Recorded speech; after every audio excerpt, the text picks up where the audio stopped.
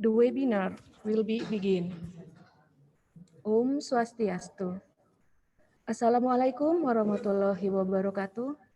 Shalom, salam sejahtera untuk kita semua. Good morning, ladies and gentlemen. It's a wonderful and precious change for me to be your master of ceremony today. Welcome to the guest lecture, The Use of Cultural Formulation in Clinical Assessment and Treatment Planning. This event was held in collaboration with Psychiatry Specialist Education Program and Udayana Medical and Health Guest Lectures. First of all, let us praise to God of His blessed and mercy. We can be here together without any obstacles and with healthy condition. Respectable Dean of Udayana Medical Faculty, Dr. Komang Janwarta Putra Pinati, MKes. Honorable Speaker, Prof. Lawrence J. Kiermaier, Honorable Head of Psychiatry Department Sangla Hospital, Dr. Niketut Putri Aryani, Spesialis Kedokteran Jiwa, Honorable Udayana Head of Medical and Health Guest Lecture, Dr. Wayan Citra Wulan, MPH, Honorable Head of Psychiatry Specialist Education Program, Dr. Luh Nyoman Alit Aryani, Spesialis Kedokteran Jiwa Konsultan, Honorable Chair of the Committee, Dr. Anak Ayu Sriwayuni, Spesialis Kedokteran Jiwa, Honorable all lecturer in Psychiatry Department, and also all participants.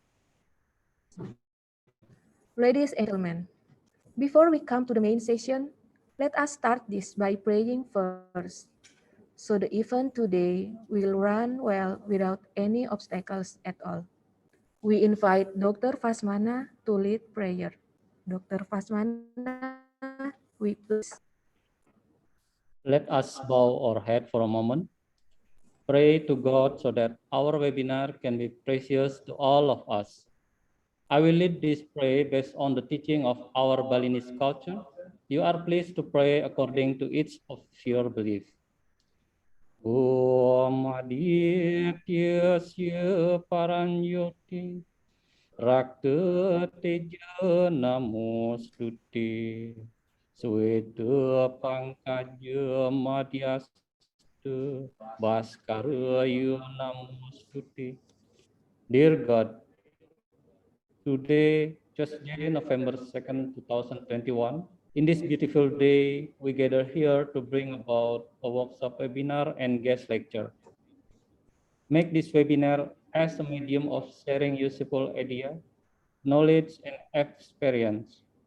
May the webinar we organize today benefit to our life, broaden our knowledge, shine our idea, and lead us to a successful, productive person.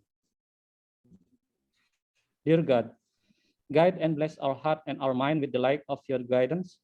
Impart your supreme wisdom upon our activity. Help us to speak our mind clearly. Help us to listen to each other, love each other, so that we are included to the blessed person.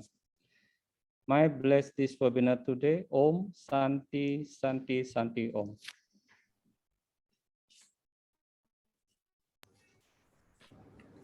Thank you, Dr. Fasmana. Ladies and gentlemen, on this nice occasion, let me read our agenda, and I hope all of us can participate in this event until the end.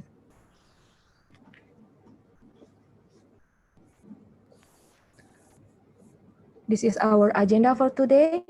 The first is opening, second prayer, 3 greetings, 4 pretest, 5 guest lectures, 6 discussion, 7 post-test, and the last is closing. Ladies and gentlemen, steps on the following agenda are speeches. The first welcoming speech will be delivered by Chair of the Committee. Now, we invite Dr. Anak Ayu Sriwayuni, Spesialis Kedokteran Jiwa, to give a first speech. To Dr. Sriwayuni, time is yours.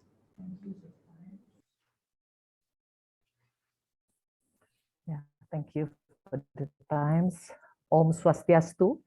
Good morning, dear excellencies, distinguished guests, dear colleagues, ladies and gentlemen.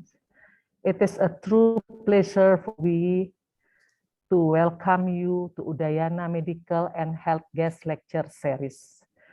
This time is held by Psychiatric Department Faculty of Medicine, Udayana University, Sanglah General Hospital, in collaboration with UPIC Udayana University.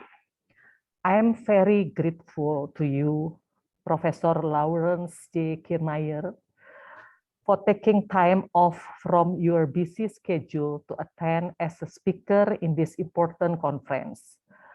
I am also wish to thank to our Dean, Dr. Komang Januarte Putra Pinatih MKes, for agreeing to provide this event. It is also an honor for us to welcome the head of Psychiatric Department, Dr. Niketut Putri Aryani, SPKJ Konsultan, as well as head of Psychiatric Residency Program, Dr. Luh Nyoman Alit Aryani, SPKJ Konsultan, to the conference today.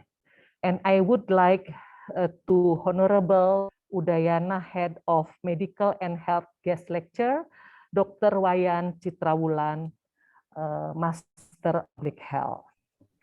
Cultural clinical psychology and psychiatry aim to address the mental health needs of diverse communities by integrating attention to cultural differences in knowledge, social intuition, identities, and practice.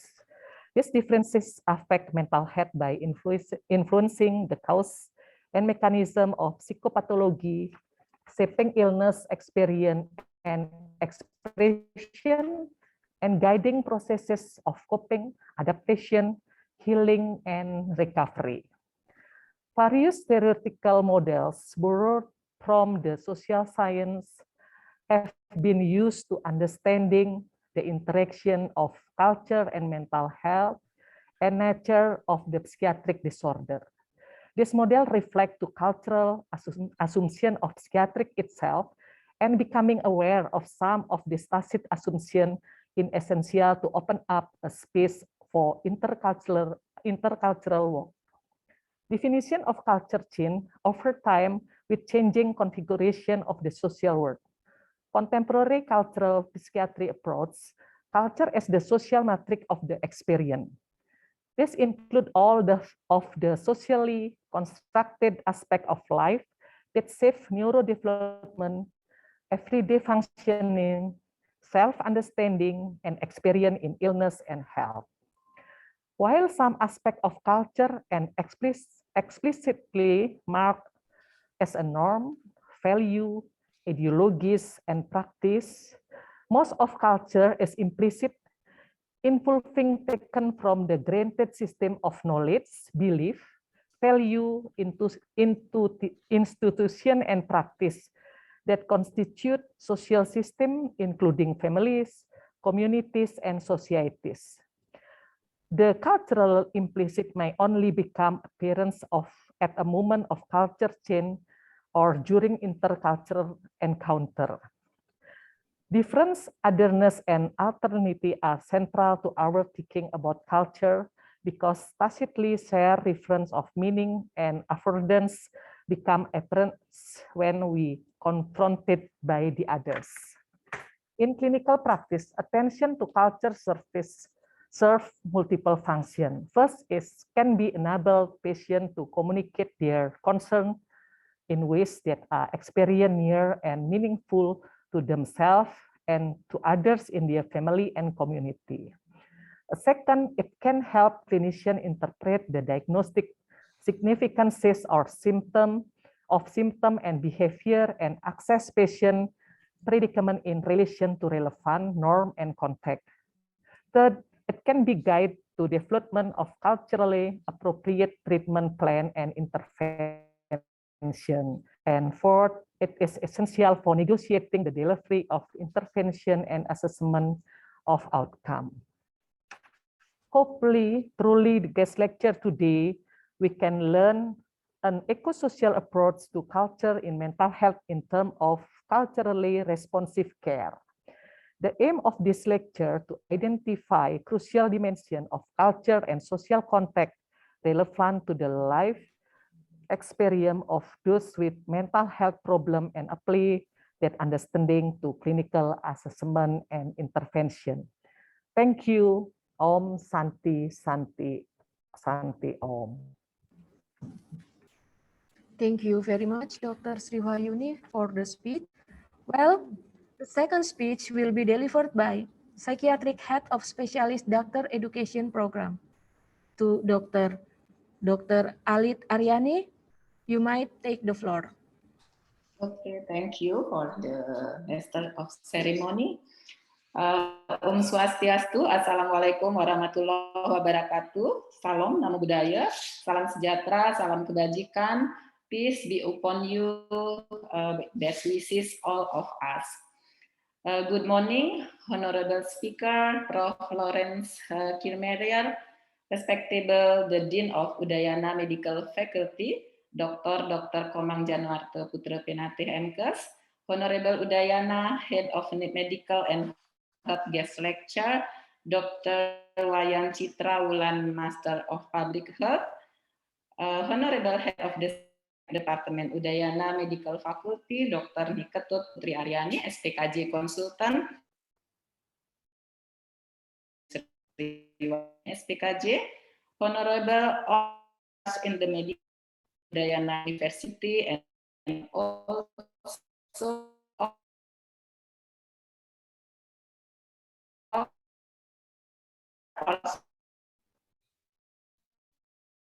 Medical Faculty Udayana University, where this lecture is expected to improve our knowledge in the field of culture psychiatry. The topic of social and transcultural psychiatry from our guest lecture is an essential issue for us to discuss, quoting from his teaching where Prof. Lawrence Kirmerier explained that all individuals are unique individuals that can impact social and culture structure. In general, there is a continuous correlation between culture and mental health background in patients. This correlation can be described as reflection of the implication. The implication concludes that cultural identity knowledge are essential for the evolution of the development of psychiatry globally. Please allow me to express my sincere gratitude and appreciation to Prof. Lawrence Kirmerier for his time joining us today to provide lecture on the use of cultural formulation in clinical assessment and treatment planning, as we all might have been aware slightly that culturally responsive care is crucial dimension to identify culture and social context relevant to the life experience of those with mental health problem and seek appropriate clinical assessment and intervention. Prof. Lawrence Kirmerier kind contribution today will provide us with in-depth knowledge on this particular issue that will translate in our clinical practice. Distinguished attendees, I very much hope that today's lecture will be able to harness best potential of our psychiatric care, not only for today and tomorrow, but also touches base on long-term effect to those who are most needed. I would like to welcome all the participants. Thank you, and I wish we have a fruitful lecture. Thank you. Thank you very much, Dr. Alit, for the speech. The third speech will be delivered by Dr. Putri Aryani, spesialis kedokteran jiwa konsultan, as a head of psychiatric department in Sangla Hospital. Please, Dr. Putri, time is yours. Thank you, Dr. Telsa. Om Swastiastu. Assalamualaikum warahmatullahi wabarakatuh. Salam. Namo Buddhaya, salam sejahtera, salam kebajikan, dan selamat pagi untuk kita semua. Your Honorable, the Dean of Udayana Medical Faculty, Dr. Komang Januarta Putra Pinate, Magister Kesehatan. Your Honorable Professor Lawrence J. Kirmeyer as our guest speaker.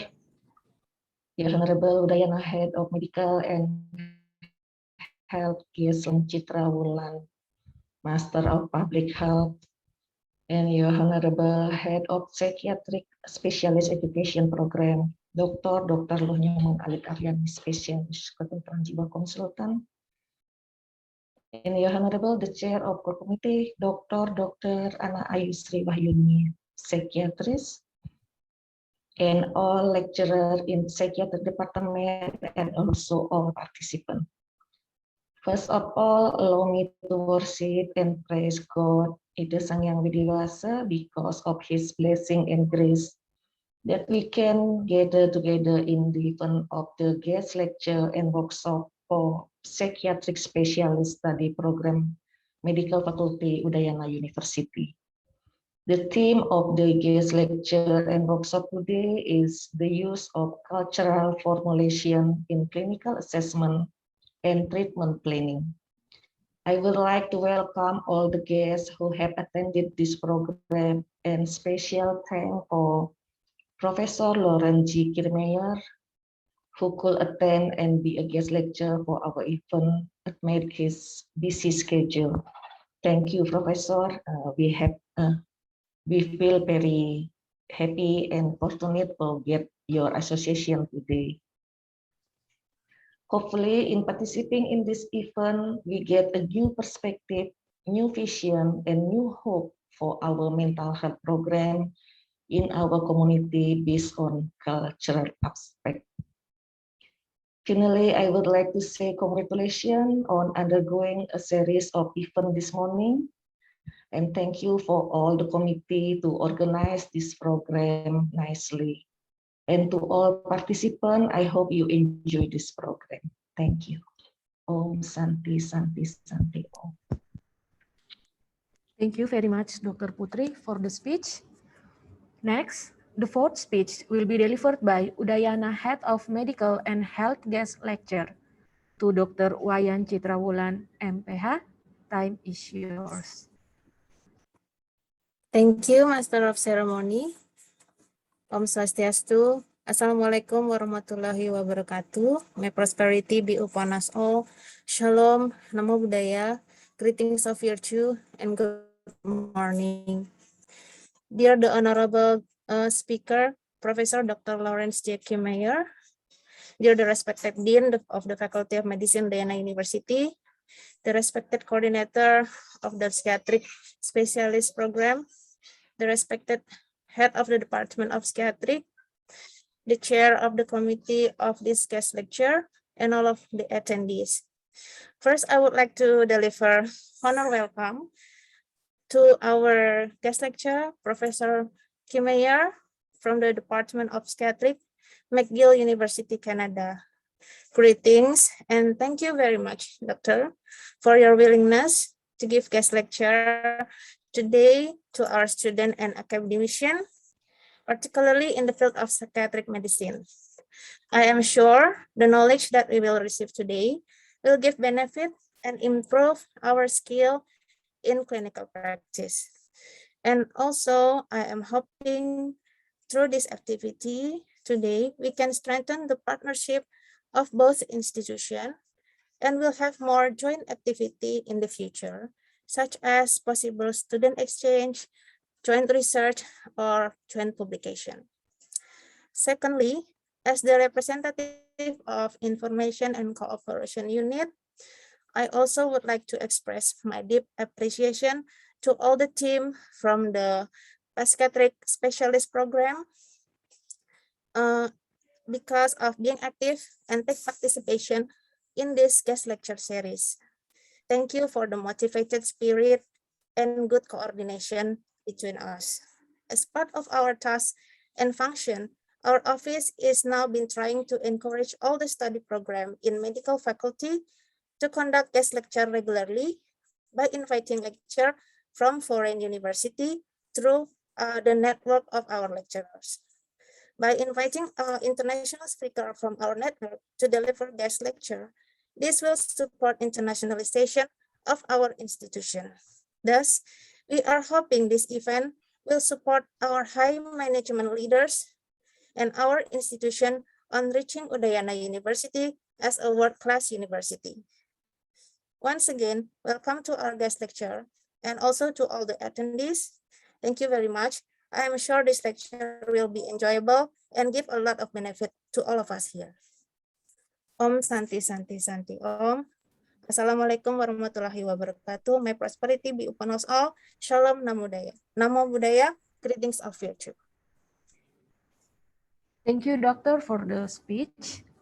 Ladies and gentlemen, it's our honor to have the Dean to deliver a speech. And afterward, we would like to request the Dean to officially open this event. Dear Dr. Komang Januarta Putra Pinatih, MKes, please, time is yours. Thank you. Good morning. Om Swastiastu. Assalamualaikum warahmatullahi wabarakatuh. Salam.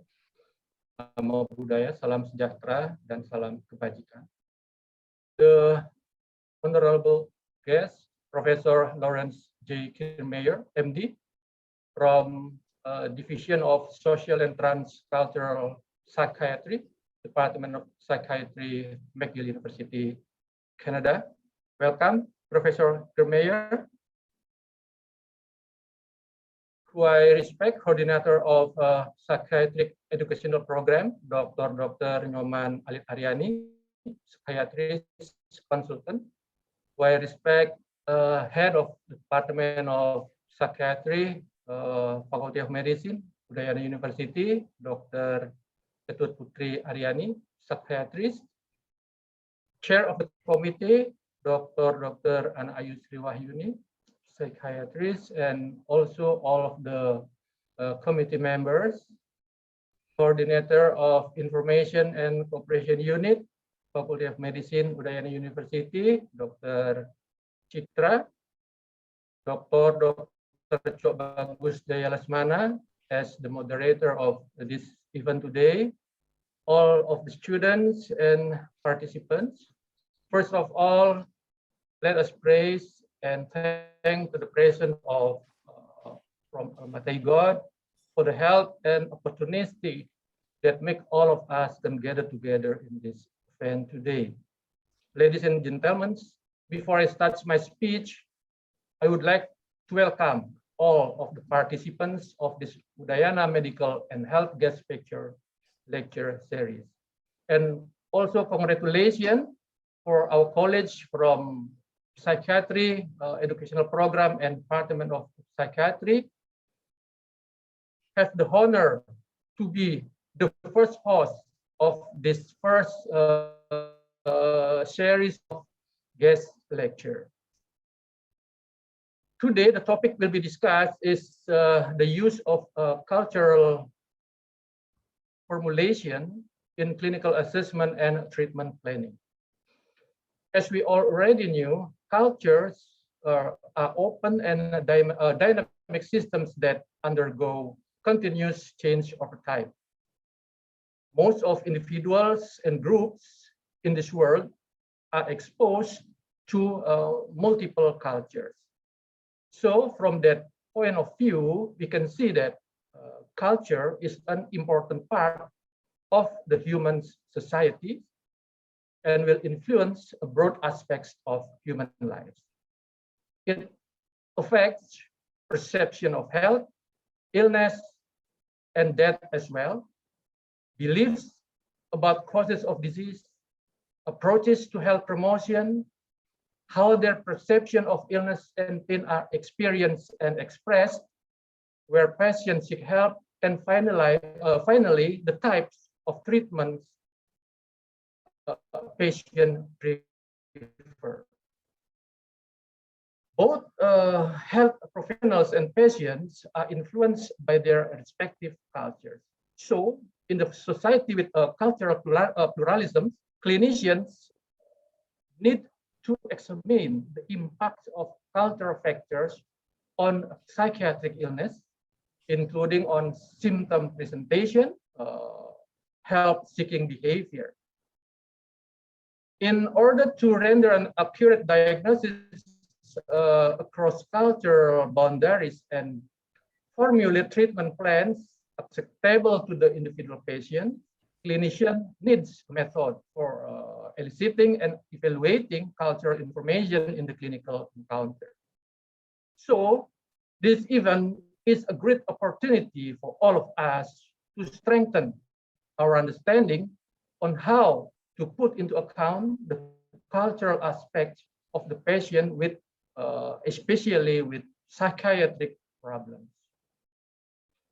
Demonstrating awareness of a patient culture can assist clinicians in making personal care-centered cultural assessment to inform diagnosis and treatment planning, which will promote trusted and better healthcare and lead to higher rates of acceptance of diagnosis and improve treatment adherence.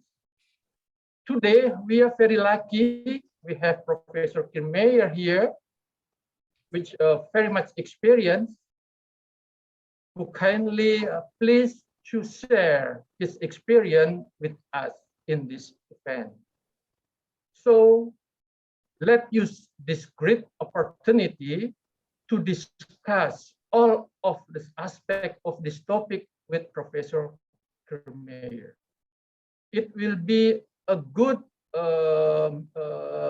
opportunity for us once again to strengthen our understanding about the topic, especially the cultural aspect, which will help the clinician to make a better clinical assessment and treatment planning. Once again, I would like to thank Professor Kirmeyer for your kindly to share with, to join us and share your experience. I hope this collaboration will not end on this event today, but in the future, this collaboration will also continue. So it will make give a benefit for us here to strengthen our understanding on the psychiatric matters. Thank you once again, Professor Kirmeyer. Finally, as a Dean of the Medical Faculty of Udayana University, on Tuesday, the 2nd November, year 2021, the Udayana Medical and Health Guest Lecture Series with the topic today is the use of cultural formulation in clinical assessment and treatment planning, officially open. May God bless all of us, and we can make follow this event until end. Thank you very much. I will end this with Om Santi Santi Santi Om. Wassalamualaikum warahmatullahi wabarakatuh. Shalom, nama budaya, salam sejahtera, dan salam sehat untuk kita semua. Thank you. Good morning, everybody. Thank you so much, Doctor, for the enlightening speech and for officially opening this guest lecture. Before we move to the next agenda, now it's time to taking picture together. I'm asking you all to turn on the camera. The event division will help to taking picture. Okay, please open your camera. Let me take a picture from the first page, second page, third page, fourth page,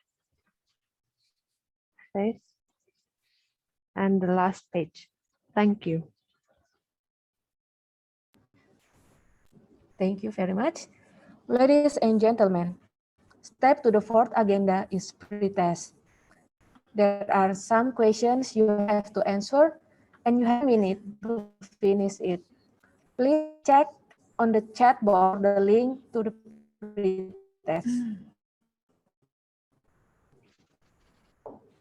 You can click the link on the chat box to finish the pre-test. Time is yours.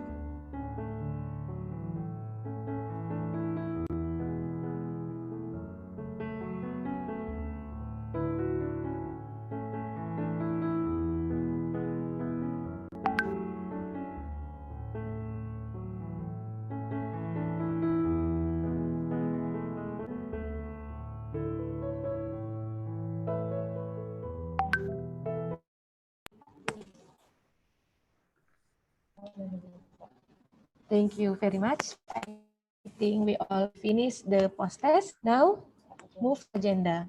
I would like to introduce you Dr. Cokorda Bagus Jaya Lesmana, Spesialis Kedokteran Jiwa Konsultan Mars, as our moderator today.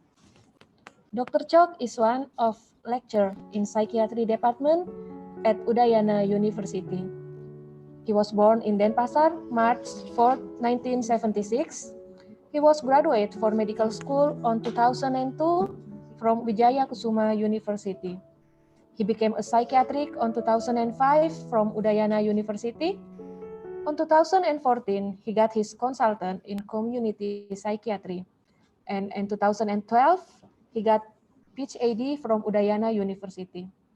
Dr. Chok is an associate professor, and he has a lot of achievement, as you can see in the monitor. Well, Dr. Chok, time is yours. Thank you, Dr. Elsa, and good morning, dear Excellency and honorable guests. Good evening to Professor Lawrence Kirmayer. As we know, we have 12 hours time difference, so thank you very much for giving your energy and time for this event. Ladies and gentlemen, welcome to Udayana Medical and Health Guest Lecture Series. I'm Dr. Cokorda Lesmana. It's my honorable to be a moderator for this session. Today it's my privilege to introduce you to Professor Lawrence Kirmayer. I met him personally, maybe Professor Lawrence not remember, around in 2003 in Jogja, where at that time was many scholars that focus on PTSD gathering after the 9/11 events, which make a lot of scholars and scientists rethink about trauma. It was organized by Robert Lemerson, if I'm not wrong. And from that time, I follow a lot of his work. And in 2019, I was reminded by Robert Lemerson when I visited him in LA to reconnect again to Professor Lawrence Kirmayer. And that's why in Udayana Psychiatric Residency Program, we make Professor Lawrence Kirmayer as our visiting professor. Professor Lawrence Kirmayer is a professor at James McGill and director also in Division of Social and Transcultural Psychiatry. He also editor-in-chief of Transcultural Psychiatry. He founded and directed the annual McGill Summer Program in Social and Cultural Psychiatry, which we hope in near future when this pandemic ends, we can be part of your programs and send our lecturer or student to learn about the cultural psychiatry. His publication include over 300 articles and books chapter. So if you type his name in Google, you will immediately see more than 90,000 results. So without question, we understand that he is one of the leading scholars and leading scientists in culture psychiatry. His latest book, which is fascinating and intriguing, called Culture, Mind, and Brain, Emerging Concept, Method, and Application, published by Cambridge in 2020, which make us in Bali very connected with you because the cover of the book is a Balinese painting, famous Balinese painting. So I think the Professor Lawrence also have a good memory about Bali, as I know he spent some time also in Bali, and in this book, he special put a chapter talk about Balinese culture. And his latest work on eco-social models and mental health and illness, which develop integrative models of human drawing from 4E cognitive science and computational neuroscience. So this approach to psychiatry is very new, that can be person-centered and provide mechanistic explanation on mental disorder. So today we are very grateful and privileged to have Professor Lawrence Kirmayer to talk about the use of cultural formulation in clinical assessment and treatment planning. We hope in the near future you can come to Bali again, so not just through online meeting, but direct come to Bali. So before we start, we gently ask Prof. Lawrence to speak slowly. As for us, English is not our first language. So please, let's give a warm welcome to Professor Lawrence Kirmayer. Professor Lawrence, the time is yours. Thank you very much. I want to thank everyone all for the very kind introduction and for the very thoughtful reflections setting the stage for this this presentation, and for what I hope is really the beginning of a long conversation that we can have with each other, between universities, between our students, between the faculty in the years to come. I'm just looking for the right thing to share. Here we go. That's the right thing to share, I think, to make it clear. Can you see now me and my slide, hopefully? Yes, can see. And that way of this way of sharing it should keep it very clear, so that will be good. So we have a couple of hours, I guess, for this this discussion now. And what I would like to do, after again thanking the dean and the professors and the organizers for this opportunity, this privilege, really, to be here with you without jet lag. It's true that it's the night, but if I had come to see you, I would have bad jet lag for at least a week before my feet were fully on the ground. So there's some advantages, even though it's not as much fun and as personal as being there directly. And I'm actually, although I'm using a green screen, I'm sitting in my study at home. So it could not be more comfortable and easy for me from that respect. So I thank you for that. That's a kindness for me. But the challenge is that I would like this to be as much of a conversation and as much of a dialogue as possible. So for that, I need all of you to participate actively. I'll do a presentation, but during the presentation, please write down questions or comments, or make notes, or send them to Kokorda to collect, and then we can introduce them. You can speak directly, or someone can introduce them on your behalf, so that we'll make sure that we get to the issues that are most important to you. I've picked some things that I think are interesting and I hope relevant, but really and this is in a way the point of the whole talk, just as in our clinical work, to say things and to offer things that are really meaningful to the people that we're working with, we also have to listen. We also have to know, who they are and where they're coming from and what their concerns are. And the better we know that, the more we can really offer something that makes sense to them, and so on. That's the key idea that we'll be elaborating on, and it applies to this talk, because I could give you my standard talk of this type and it may or may not fit what you need. So I'm really asking you to not be shy and to speak up and raise the issues that you think are important, and so that we can have a good discussion and learn from each other. Let me say a few words then about the context. First of all, it's customary now in medical settings to declare any conflicts of interest we have. I have no financial interests or other conflicts of interest that affects this talk. Obviously, I'm very interested in cultural psychiatry. That's what I'll be explaining and promoting, but there's not a lot of money in that perspective. I hope it's just a way for us to do a better job of what we're supposed to do. If you have a chance, Prof. Lawrence, could you excuse me? The showing of your slide is kind of like not fully extended. I mean, it's not fully extended. Yeah. Well, it's in the screen with me. In other words, we're showing it together. Is it not clear this way? I can. It's like there are two screens. I mean. Why is that now? Yeah, there you go. Okay, now okay. Oh, I see. It's okay. Yeah. It's okay now. Yeah. Yeah, it's okay now. I wonder because you have to Well, to screen because it. I have to be able to, hang on a second, because I have to be able to change my slides. So if you see this, you should just see me and the picture now, yes? Yes, this one, but there's This is fine. Now, if I do this, what do you see? there are two with all the rooms, and then I see. So you're seeing the screen. I see. That's Yeah. strange. You should only be seeing, you should not be seeing this. So let Maybe- me just see. I'm going to stop sharing again. And I'm going to, usually I can just share this one thing and you just see that, because I need to see the other one to be able to change slides. So Yeah. hang on a second, we'll get it working properly. Okay.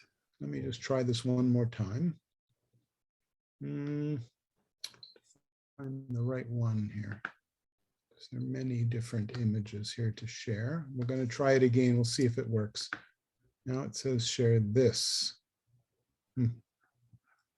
Well, let's try this way instead. What do you see now? Do you see just this is a perfect one. this is good? Yeah, this is perfect. Okay, we're going to Thank you. stick with this. I think it's a better solution now. That's fine. Thank you. Okay, thank you for catching that. And I should say thank you for that. And if anything happens, I talk too fast, or the connection gets disrupted, or I frantically sent a message an hour ago to the organizers that we had a major power outage here, with thousands of people had no power, including my house, just about an hour and a half ago. So fortunately, it came back after 20 minutes. So who knows, anything can happen. This is, the way things go. So anyway, please feel free to speak up and to intervene so that we make this as smooth and as clear as possible. I was going to say, I'm showing the slide of no financial interest, and this is a photo from one of the many beautiful and profound places we had a chance to visit when I had a chance to be in Bali. But there is a book called Crazy Like Us by Ethan Waters, who's a journalist who wrote 4 chapters about the exportation of American psychiatry around the world and some of the problems that's created by that. And one of the stories he tells in that book is of a meeting that I went to, in fact, in Denpasar at a beautiful hotel just outside of Denpasar, organized by a pharmaceutical company to discuss with cultural experts how to sell more antidepressants, especially in Japan, where they were not selling antidepressants. So it's an interesting, I say I have no financial interest, but clearly culture is important for international marketing. And many companies are interested in cultural difference and diversity and how to package things in a way that will appeal to people. Fanta orange drink has about 6 or 10 different flavors, versions of orange in different European countries, because people like a slightly different kind of orange. They're more familiar with that flavor rather than another. Anyway, I won't go on. It's not irrelevant actually to what we'll be talking about, but it's a little anecdote, a little side story. So. The program that I direct at McGill is the oldest program in the world devoted specifically to cultural psychiatry. It goes back to the mid-1950s, and it was established as a partnership between the Department of Psychiatry and the Department of Anthropology. So it began already with an understanding that to think about culture and mental health, we need to use the knowledge of different disciplines, of different social sciences, of anthropology, of sociology, philosophy, all the different perspectives that help us to think about our own assumptions. Because a big part of culture is what we take for granted. There's a famous saying that we don't know who discovered water, but we know it wasn't the fish. Because the fish are just swimming in it all the time. And you could say that that's what culture is like for human beings. We are not really aware of our own culture because it's the water that we swim in. We become aware of it when we meet somebody from another culture, or when a tourist comes to visit and says, oh my goodness, why do you do things this way? Or that's so beautiful how you do it. And we think, well, that's just ordinary. That's just how we do it. So that sense of encountering the other and becoming more self-aware in the process has been the basic tool for thinking about culture from the beginning of the social sciences. And this program, which began as this partnership between social science and psychiatry in the 1950s, was driven a lot by the questions and the concerns of trainees who were coming from different parts of the world, who coming from Africa, from East Africa, from Singapore, from Hong Kong, especially from former British colonies, because McGill and Canada were sort of in their mental map of the world because of the impact of that colonial system. But when they came to McGill and to Montreal and saw patients in the clinics and were trained, they remarked, these psychiatrists in training from different parts of the world, that there were many obvious differences in how people express their suffering in different parts of the world. And rather than just viewing that as an obstacle for knowledge translation or sharing, it was viewed as an opportunity to learn something deeper about human beings and about how we vary and how we are shaped by our histories, by our personal histories, by our social histories, by the ecologies that we live in. So that's something that's been going on now for 70 years. And the center part of that now is a process of dialogue, of conversation, of thinking about things and sharing knowledge. And I guess, again, I want to say to all of you, you already know a tremendous amount about Balinese culture and the other cultures around you.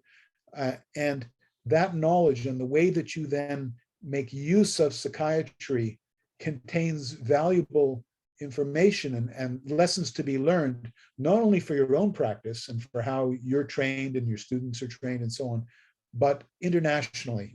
These are conversations we need to have where we step outside our usual framework and we rethink things from the other person's point of view. So it's potentially a very creative process and a little bit destabilizing, I suppose, because it calls into question some of the assumptions, some of the standard ways of doing things. It asks us to think about why do we do it that way? What's the history of that? Does it have to be that way? Is there only one way to do things? These are questions that can be quite challenging. Probably when you're a beginning student, you don't want to go there right away. You want to get a basic toolkit, and maybe that's a very international toolkit.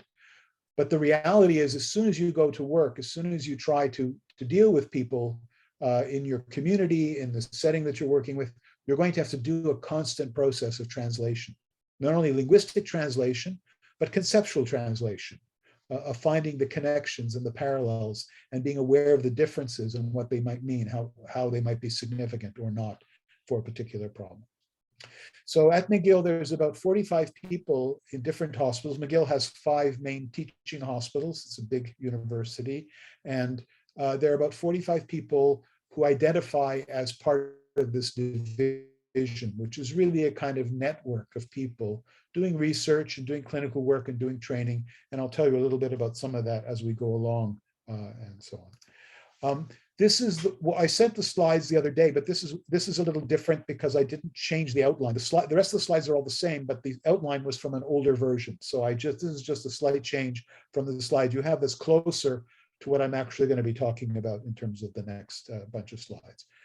So I'm going to say a few words at the beginning about what culture is. I've already said we know what it's not. It's not, it's not this medium that is invisible to us. We have to find a way to take hold of it and make sense of it. So we're going to talk about that a bit. And then to emphasize some ways in which culture is useful in clinical work. Why is it important to us? And why do we have to make it part of our conceptual framework and our clinical tools for working with patients? And I'm going to emphasize that a cultural approach is really a person-centered approach. Because human beings are cultural beings, because we only become a full human being by learning a language, by learning a way of life, by learning how to participate in human relationships and the things that are really important to people. To really know a person is to know something about their culture and their family and their community and where they're coming from and where they're going in their life. So in that sense, cultural psychiatry is really person-centered psychiatry. But I'm going to suggest that paying particular attention to culture adds things to the usual approach in person-centered psychiatry. I'll come back to that. Then I'm going to talk about some different ways of addressing culture in psychiatry. different approaches. I'll outline some of those briefly, and I'm going to emphasize these three approaches: cultural competence, developing a kind of framework for thinking about culture and thinking about one's own culture and the culture of the patient; cultural safety, which really means respecting difference, being humble, being open, respecting the fact that difference is not neutral, that we live in societies in which there are hierarchies, in which there is racism, in which there is discrimination. We live in a world in which there has been very powerful forces of colonialism that have often really harmed people and have left scars, individual scars and collective scars. So if we're talking across cultures, although it can be very beautiful and fascinating and enlivening and enriching to encounter a different culture, many people come to Bali and are completely overwhelmed by the beauty of all the arts and all the ceremonial and spiritual and religious practices and how deep those go in people's lives. But there's also these other dimensions of culture that pose challenges to people, and the fact that intercultural encounters, people meeting each other from different backgrounds, are not neutral. They're not. There are issues of power, and there's issues of difference and misunderstandings and so on. So cultural safety is a term or a phrase or a metaphor to encourage us to think about those differences. And then I'll talk briefly about this idea of cultural consultation. The same way in other areas of medicine, we all learn some basic general ideas in medicine that we use, but then there are specialties where people can give us a deeper understanding of particular cases. And we can say that cultural consultation is a more specialized way of looking more deeply, and that it then teaches us the things that we can all use. So then we're going to come into the main part, all the stuff that I've done up till now, I'm going to try to do fairly quickly. And then we'll get to the main part, which is quite practical, which is really the kind of simplified approach to culture that exists in DSM-5 that allows you to basically think in terms of an outline of topics. What kinds of information do you need to collect or to figure out to make some sense of a person's cultural background and how it might differ from another patient or from yourself or from, and so on. And then the cultural formulation is really, how does that difference matter? What difference does it make in terms of a person's mental health, in terms of what the real problems are, and in terms of what the right solution, what the right form of help might be for that person? That's really, in the end, the ultimate practical question for all of us as helpers, as clinicians, that we want not only to come up with a satisfying picture of what's going on, but to have something useful to offer the person that will work for them in their life. So that's really the challenge. So we're going to try to give as much time as possible to that, and I hope that will also be the main focus of our discussion. But of course, feel free to talk about anything you like and anything I should have talked about that I don't get to. We'll see. Okay, so a few words about what we mean by culture.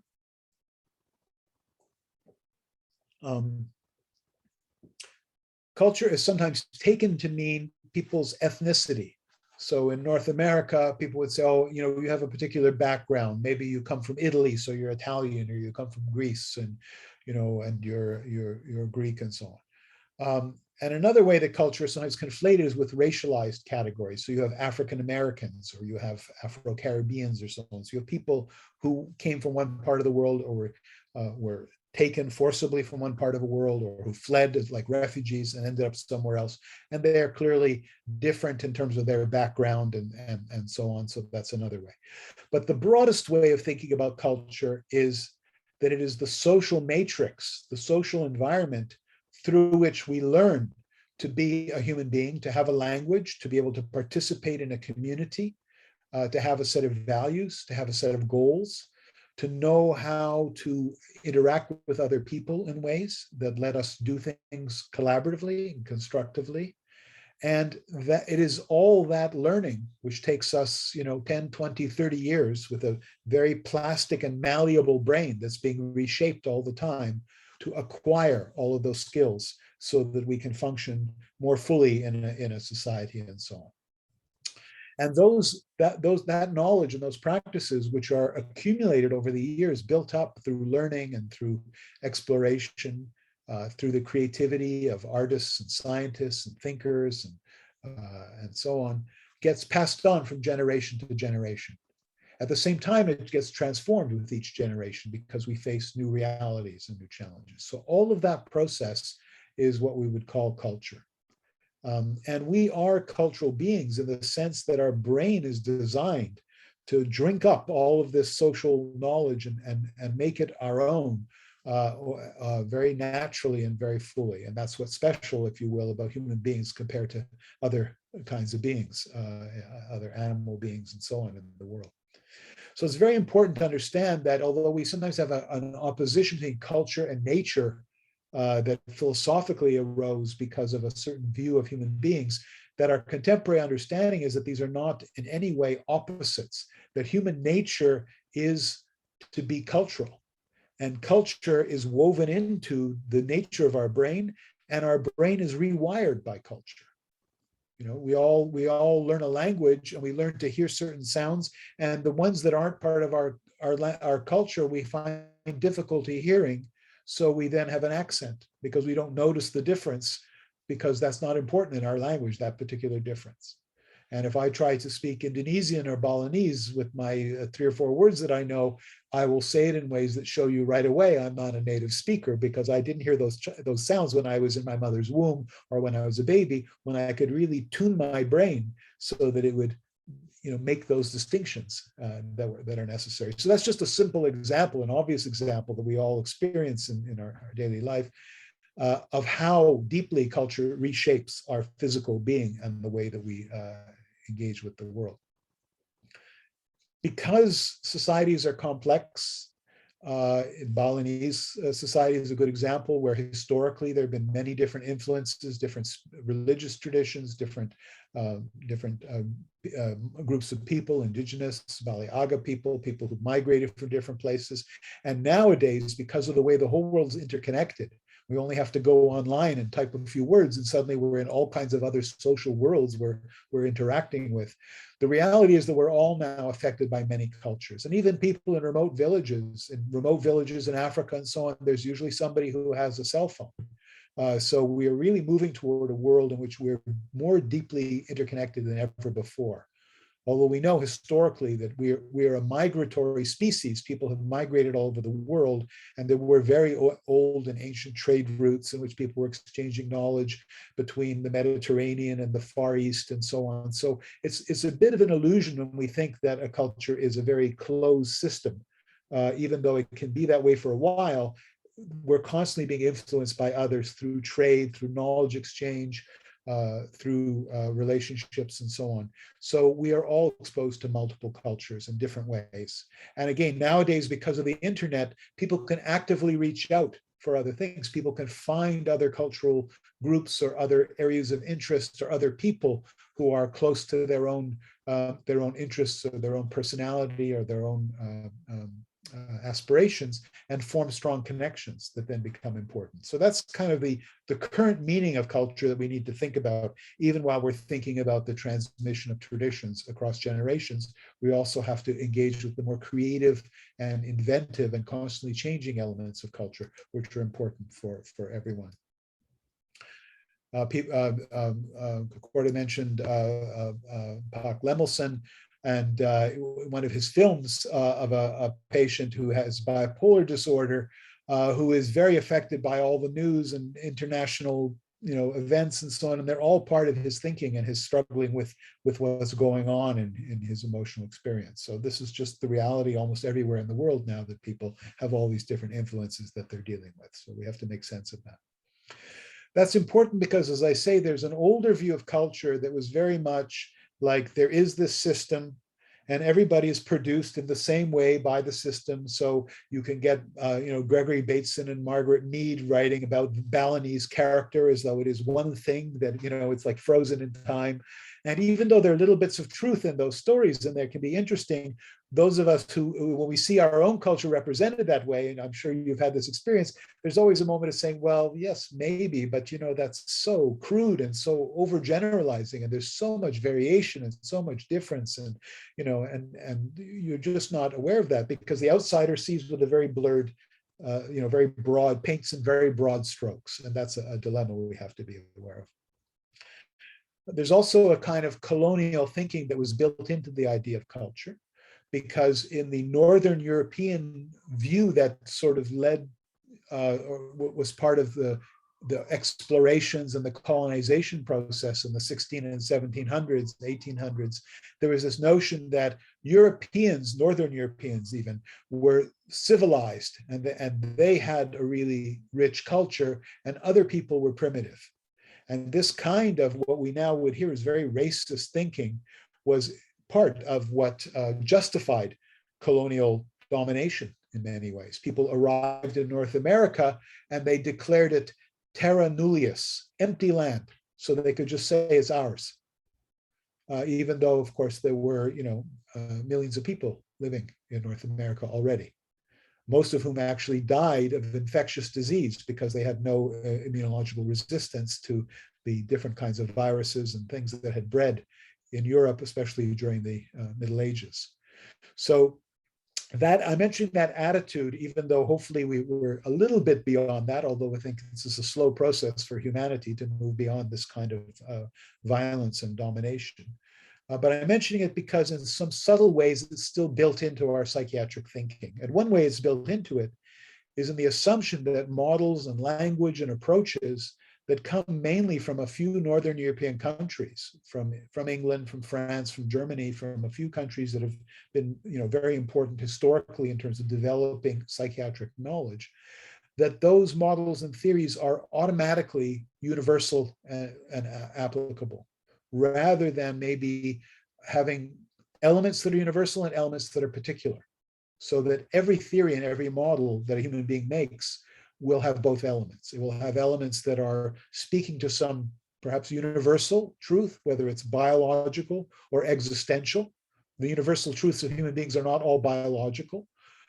We all face the possibility or the inevitability of our own death, and the meaning we give to that is important to us. Every society has ways of trying to make sense of death. The Dean already mentioned this as a crucial element of what culture is trying to deal with in some ways. And that reality of death, death is a biological event, I suppose, but the meaning of death to people is a very existential issue, a very value-oriented, a very moral, a very religious or spiritual event. And it prompts, therefore, it encourages all kinds of cultural and complex thinking and trying to come to grips with it. And yet, every society does that. People in every society do that, no matter what their cultural background is. So you could say there's a universal that is confronting human mortality, is a universal predicament that we all have to deal with in some ways in our lives. But how we do it is quite different in different societies based on our traditions and our understandings and our ways of dealing with things. So that's I think a key point, that culture involves things that are both universal in the sense of these common elements. People everywhere are born into families, even though the configuration of the family can be very different and have different implications for how people develop. And so on and so forth. People everywhere suffer, experience pain and suffering and have to come to terms with that, and so on. People everywhere in the world have hope and plans and aspirations for the future. And that's also part of how we function. So just to say again that behind culture are universal elements, but the way it gets realized in every instance is particular to that person, to that situation, and so on. And that varies even within a society, within a culture, by people's education, by their age, by their gender, by their occupation, by many, many other elements that position us in a particular way in the society so that our experience is not exactly the same as another person. And again, you think of your own context and how different the experience can be at certain times in certain ways for men and for women, not only biologically because of differences in bodies, but socially in terms of what the expectations are, what the opportunities are, what the challenges are, and so on. So all of those things are important when we're thinking about culture, and we're moving toward a view, I think, a recognition of culture as something that is increasingly a mix of traditions and structures that get built up and transmitted across the generations, and of fluidity, of opportunities, of possibilities with which people then improvise. we go to open a door, or we never do it the same way twice, because we may be standing a few inches to the left or a few inches to the right. So our goal is the same. The broad gesture might be the same, but the particular way we do it has to be different. So in that kind of very simple improvisation of just dealing with those little fluctuations is just part of everyday life. But the same thing happens in larger, more complicated ways over the course of our lives. And so that's kind of how we need to think about culture. And we do that through larger institutions and contexts. So this view of culture should help us to get a little bit beyond the colonial view of culture that saw a simple hierarchy with certain cultural traditions and approaches as the top and others as less developed, and move us toward more of a level field in which we see human diversity as exploring different possibilities, ways that make sense given the history and given the geography and given the ecology and given the constitution of a particular place and time. And that we can learn from that diversity. Sorry? I don't know. Okay. I don't know if there's a question or a comment, or that's just a microphone that needs to be muted. Okay, let me know if there's something that needs to be clarified. Someone just unmute. Okay. So this post-colonial view, the big thing that it adds, I guess, to this history where there was a kind of hierarchy and where we could assume in some ways that there's one culture. I have a book next to my table by Anne Wiertz-Becker, who is an Australian linguist who studies cultural difference through language. And it's a book, the title of the book is Imprisoned in English. The assumption being if you operate in English, which has become the de facto scientific language of the world, that's fine. It's good to have a common language. It's a great privilege for me because of the history of British colonialism to be able to talk to you here today in English. But the fact is that each language it makes it easy to say some things and hard to say other things. So there is a subtle bias that's built into language. I mean, in the end, we can say anything we need to say in any language, but it may take a long time. To say certain things that you can say in Balinese very quickly, I might have to spend a long time, first of all, understanding the difference you're making, and then using a bunch of words and sentences and describing scenarios to make it clear what I'm really talking about. So that's the problem. And that's the issue then, is that this diversity is a source of great richness and different ways of thinking. So we need to find a way to respect that diversity and to engage with it. And that includes not only cultures in the societal sense that I've been talking about, but cultures that we could say are professional cultures. How do we think about things within psychiatry or within psychology?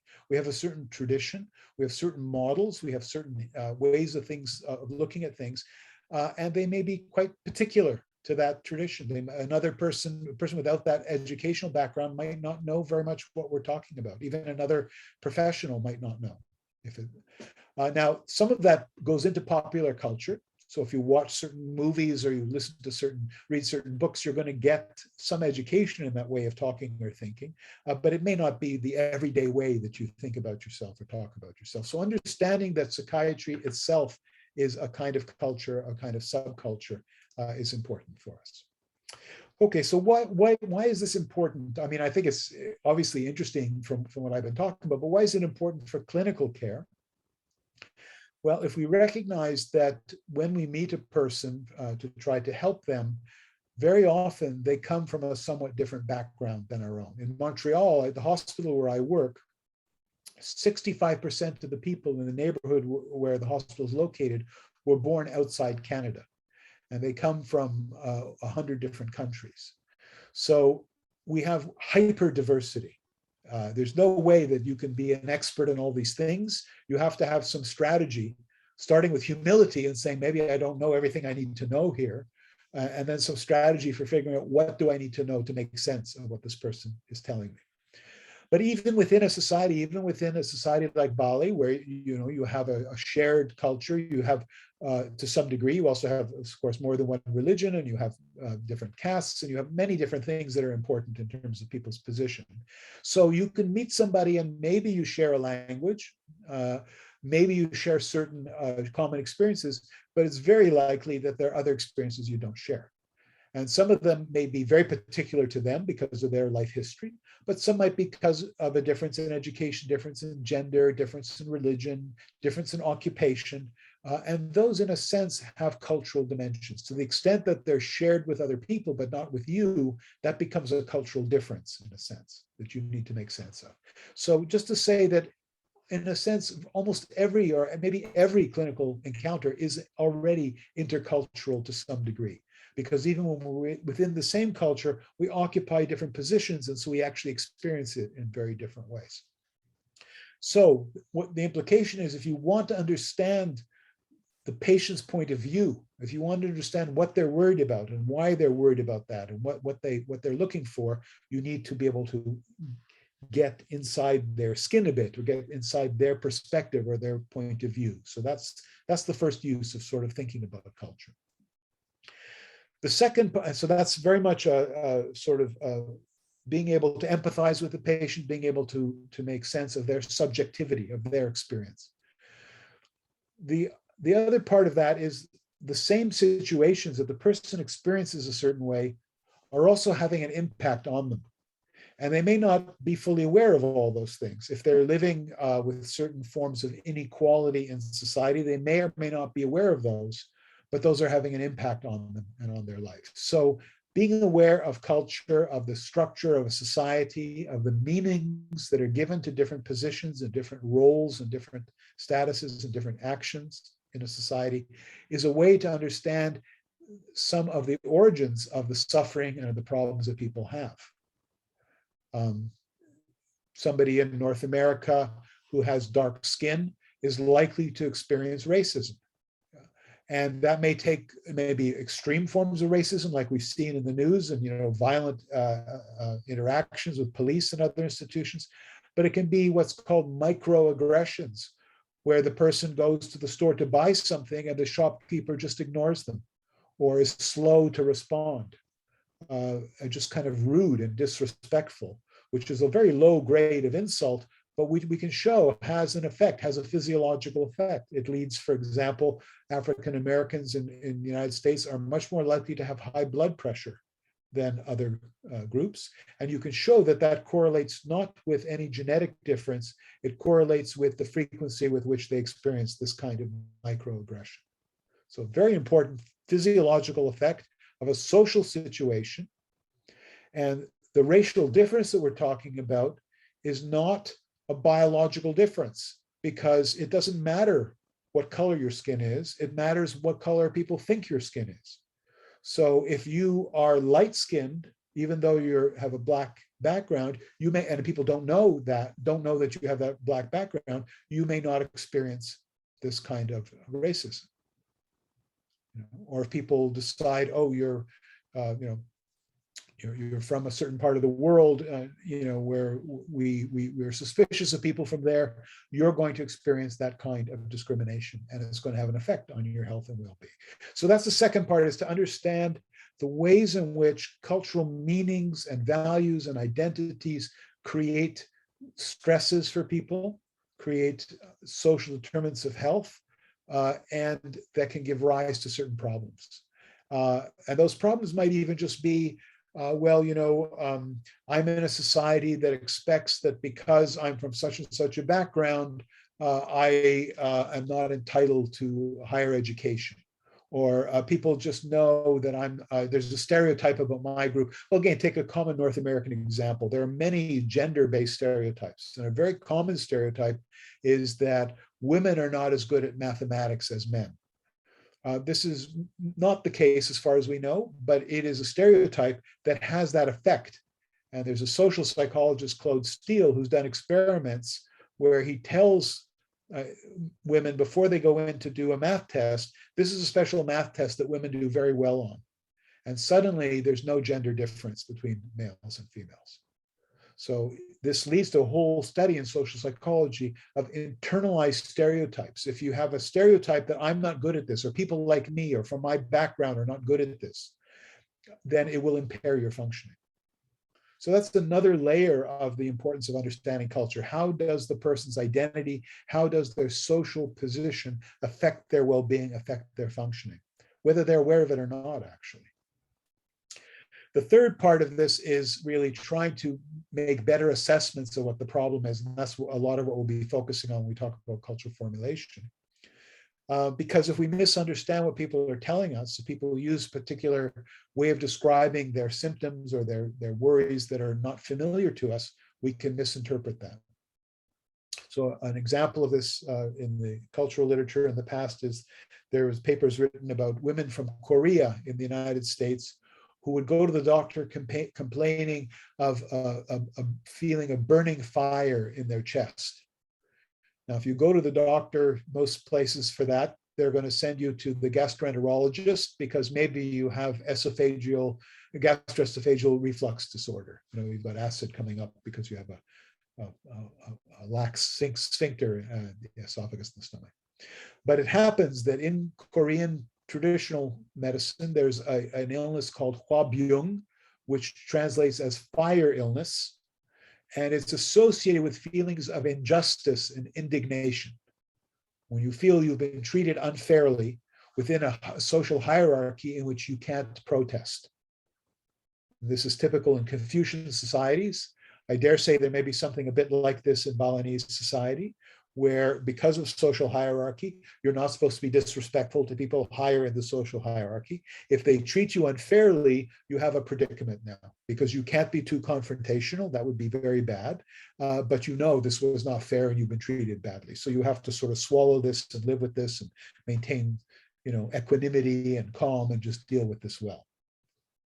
Winnie Weekend wrote about this a bit in North Bali, and she wrote a book called Managing Turbulent Hearts, where she talked about this kind of thing. And we found something similar here in Montreal. We talked to Vietnamese immigrants, and they explained to us, we talked to people who had medically unexplained symptoms, feelings of aches and pains that the doctor couldn't find anything for. And some of these people told us, well, you know, my problem is what we call in Vietnamese, and I apologize I don't speak Vietnamese, so it's another thing I won't say properly, but anyway, they called it something like what wook. And if you look up what wook, again, it translates as indignation, you know, feeling angry about injustice, feeling the unfairness of something. And they explained, one of these women, middle-aged woman who's explaining her problems, she explained to the interviewer in our research study, you wouldn't understand this, but when you have this kind of injustice and you can't talk to anybody about it, it eats away at you. It really does bad things inside your system, and you can get physically ill and you can get emotionally ill as a result of this. So you can, you know, I think they're probably describing something that again is universal, that every human being could understand this. What do you do when you've been treated unfairly and you're very hurt and angry about it, but you cannot show that because it would be harmful to show it. It would hurt other people, it would disrupt the system. It's not going to be good for you, for your family, for your children. So you just have to swallow it and go on. But the idea that it doesn't mean that it has no effect at all. It's still something you have to work at. You have to deal with somehow. It doesn't just magically go away. So understanding something like that is important, and people have different languages. So it comes back to this question of how do you understand when somebody tells you something that's bothering them? How do you make sense of that? How well do you need to know their language? How well do you have to understand how they're using that language to explain their symptoms? The fourth thing I have here is like having a more comprehensive assessment, because somebody might describe their symptoms and you think, oh, that sounds like auditory hallucinations. Oh, that sounds like a delusion. Okay, I think this person might have psychosis. But the person might also be living with poverty, or they might be living in a violent family, or they might be, dealing with real demoralization and sadness because they had to drop out of school, and they were very intelligent, and then they felt like they couldn't go on with their studies because all this was going on. So they are also feeling shame and disappointment and so on.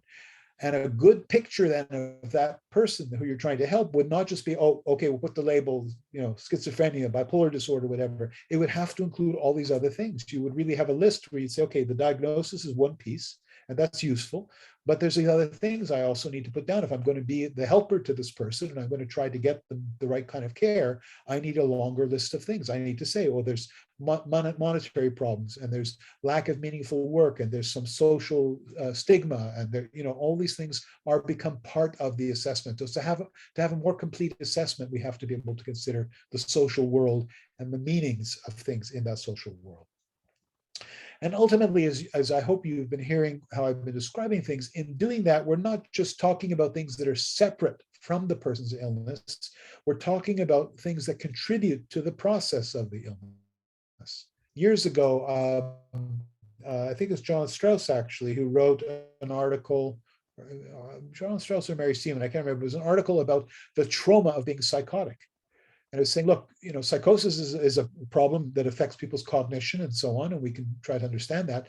But having such a profound illness that knocks you off your life course is like it's like having a car accident. It's a major traumatic event in your life, and people react to that aspect of it. So in addition to the core disturbance, the core psychopathology, you're dealing with a person who's also struggling with the disruption of their life and of their dreams and their plans. That is another problem. That is something, and that can aggravate their illness. They can have worse trouble coping and having a good outcome because of that. And there's been speculation that the bit of evidence that we have that in some situations, in some parts of the world, people with psychosis may do better than they do in large Western cities where they do not very well, because if you're in a small place and your behavior is not too disruptive, then you may still be seen by people as a member of the community. Oh, that's so-and-so, he's a little bit odd, but he's a good fellow, and that you can then maintain some, or he's the son of so-and-so. Yes, he's a bit strange, but he's the son of so-and-so, and we know that that's his family, and we know the family and they're a good family, et cetera, et cetera. So people can maintain a sense of connection, and you may be given a job. I remember Steve Lopez is a cultural psychologist who works in Mexico, and he was studying schizophrenia and how people adapt. And he just described a young man whose family kept rabbits. They had like all these rabbit hutches, and I don't know, I think they use them for food, but anyway, they had all these rabbits, and his job was to take care of the rabbits. And he had hallucinations that were not completely controlled by medication. But even with that, he could go down and work with the rabbits, and the rabbits were friendly, and they were not complicated like people to deal with. And so he was doing a job that he felt good about. It was an important economic contribution to the family. So even though he still had symptoms, he was doing a socially valuable job. And we know that that is very important.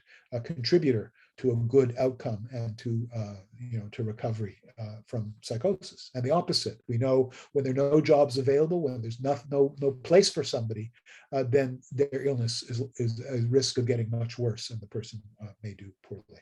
So that's the second to last thing. And finally, culture is not simply a barrier to understanding the other person. It's the medium through which we understand people, and it's also the resource that people use to give meaning to suffering, to find ways of coping, to mobilize support, and to go forward in their life. So culture is the big repository, the big warehouse, the big pool of strengths and resilience and possibilities we can draw from. If we're going to help people find solutions to their problems, the more we know about their cultural background and about the institutions in their community, who could be helpful, who could be supportive, what could they do that would give their life meaning, the better we'll be able to offer something to them. So maybe before you continue, there are two questions already. Yep, good. In the chat room. One is from Professor Maramis. He asks, can a psychiatric social research be culture-free or at the most culture-fair? I don't think anything can be culture-free. Anything that's human can't be culture-free. We can look at cells and we can talk about the cells, although if you want to know where do those cells come from, it's going to be a story about a human being who has a developmental history and a place in the world, and it's not irrelevant. I mean, a lot of people in the world as adults lose the ability to digest milk protein. because the lactase enzyme that's active when they're a baby gets turned off genetically in their 30s and whatever. So but there are some people in the world, especially Northern Europeans and other groups, where they maintain the ability to digest milk protein, most people. And the reason is cultural. The reason is because for thousands and thousands of years, they've been herding cattle and getting a lot of protein and nutrients from. So even biological differences are cultural. When it comes to sort of making sense of things, yes, I think it can be culture fair in the sense that you describe something at a sufficient level of generality or abstraction that it fits in both places. So if you say, look, everybody needs loving care and support in some ways, but what the form that loving care and support takes differs in different societies. Who gives it, how it's expressed, and so on will differ. So you could say the ingredient of social support and care and nurturance is universal. Human beings can't survive without that. But the form it takes is going to be. So it's always about finding what's the right level of abstraction, and then to make the generalization. And then in the application of it, you're going from the general model back down to the specific, because when you're talking to a patient in front of you, you have to find the words that make sense to them. And saying in some very, saying to a patient, well, social support is very important, is going to be a lot less helpful than saying, your grandmother could really, maybe a good talk with your grandmother would really help you to feel better.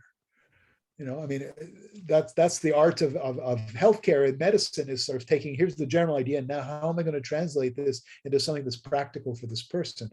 And you need both, because if you have the more general model, if it didn't quite work for the person, okay, no, I don't have a grandmother, or my grandmother and I, my grandmother and my father are fighting and I can't, so you go to, okay, so what's another source of social support?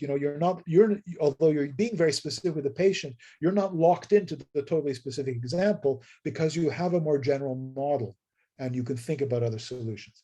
So that's the issue. But then, so when someone comes to you and says, okay, I think interpersonal psychotherapy would be a good fit in Bali.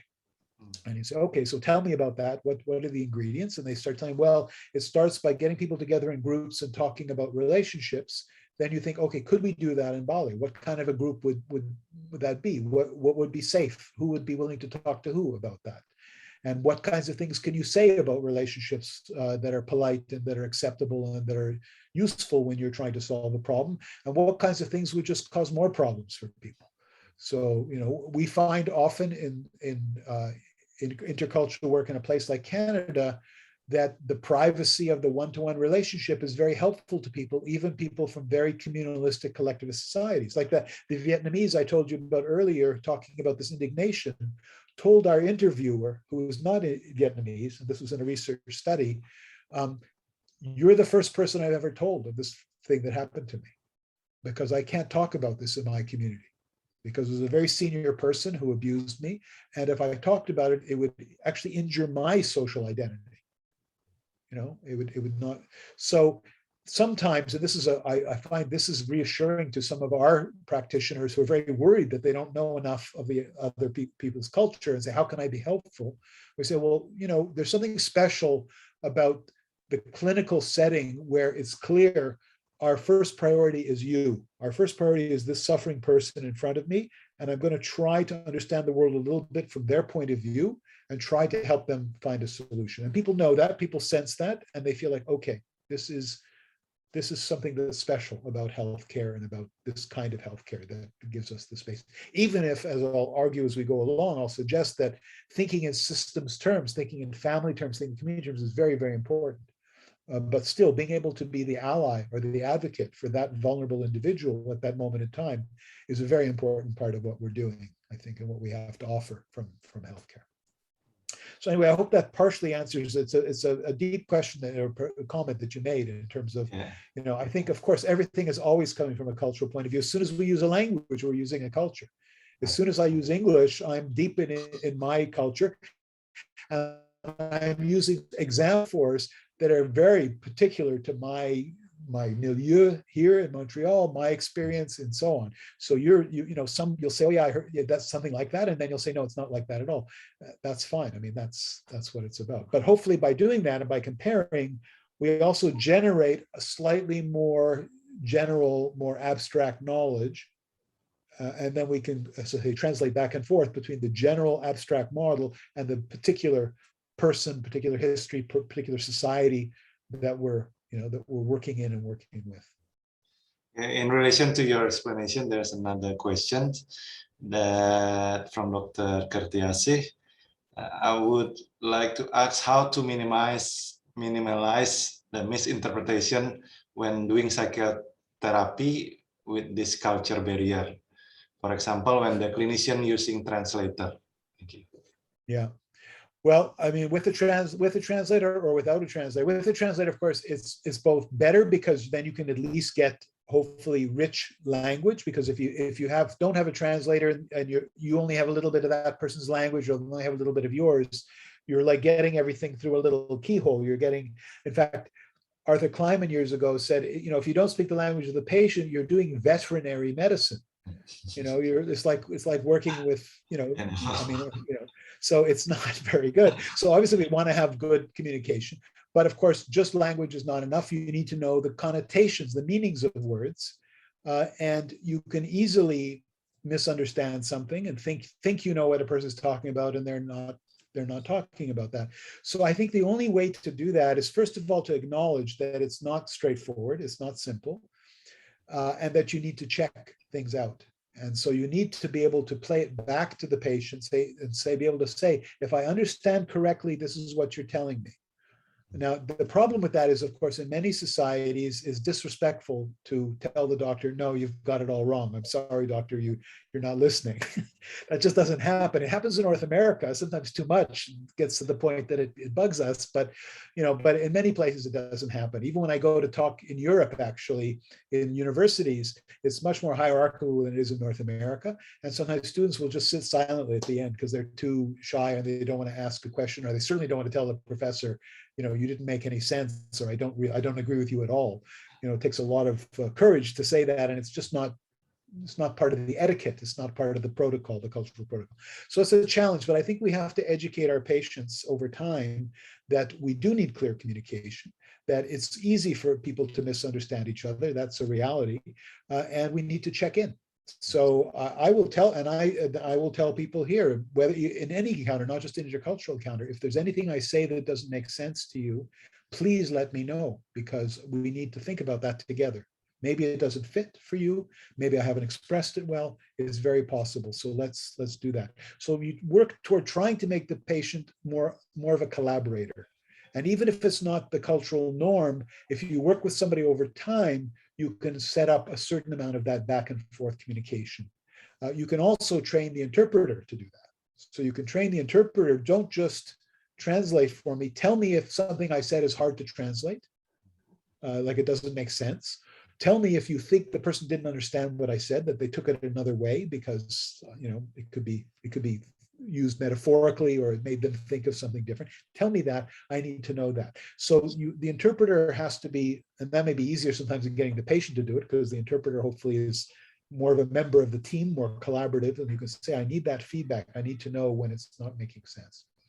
That relates very much to this slide. Let me use the slide to get more to that point. Yeah. So this slide is just kind of a picture of what goes on in communication. It's one way of thinking about what goes on in clinical communication. In the middle is the basic encounter with a person who comes to you, and you can see that they look like they're in pain, or that they're anxious or something like that. So you have a certain amount of empathy. You have a certain amount of feeling like, I think I know from what this person is saying, or from their facial expression, or what other people have told me about them, I think I know something of what they might be experiencing. So that's the middle there, that in German phenomenology, it's called Einfühlung, basically empathy.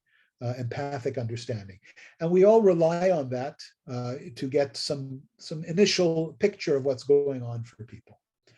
But we also have, on the left-hand side, we study psychiatry and psychology. We end up with a lot of different models of different types of problems.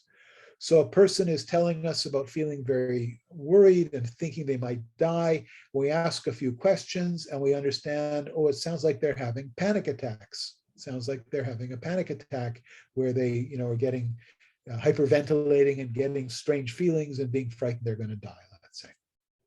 So that's how we use a model of psychopathology to deepen our understanding of the person's experience. And that's most of what we do in training, I think, and how a trained mental health practitioner differs in some ways from an ordinary helping family member, partly because they can monitor their empathy and understand if they're being impatient with somebody. Why am I being impatient? Maybe I should be more patient. Or why am I feeling frightened by this person? Okay, it's because they're acting strange. We reflect on that. So that's the middle part. And then the other part is we have models of problems that we use. And that is a kind of formulation to sort of anticipate what we'll talk about more, that deciding, okay, I think this is psychosis. I think this is a thought disorder. I think this is a delusion. I think this is a major depression. I think this is a panic attack. That is a model of psychopathology. So that's additional information we bring into play. But the point of this diagram is to say there's a third kind of knowledge that we use, that we're using all the time, which is on the right-hand side here. And it has to do with the cultural background. It has to do with the everyday social world and the meanings that people have. So if a person tells us, I was so ashamed of what happened, we have some idea of what is shame, what is embarrassing, what is difficult for people in social life, and how does this person's experience fit with that or not fit with that. So we're using all that background knowledge to figure out all the time, is this what this person is telling me makes sense or does it not make sense? Is their reaction proportional to what happened, or is it way out of proportion to what happened and something else must be going on? So we're using that information. And when you have an interpreter, and if you're working with somebody who has different language, different life experience, you're working with an interpreter, you need them not only to give you the language, but sometimes to give you the social context. So that you say, this person is talking about having lost their honor. And you should know that in this society, if a woman, goes out without proper head covering, it is very shameful and it affects the honor of the whole family, right? If you're not in that society, if you've never encountered that before, you might not understand that that could be a serious event, and that people talking about having lost honor in that situation could be expected, could be normal in some way. So that's an example. And we often have situations in our work where, because we're working with such diverse people, where it's not just a question of language, it's of translation, it's a question of cultural translation. And so we need the interpreter, or if not the interpreter, we need another person to give the cultural translation, to give the missing social or cultural context.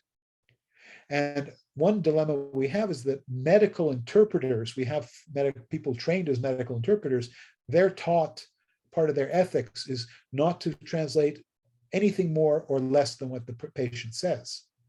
But in fact, we sometimes need more than what the patient says to figure out what they're saying. So we need the interpreter, if they're able to say, well, you should know that the word honor in this situation, here's some of the things it could mean, or here's the situation they're talking about, and here's why it's a difficult situation.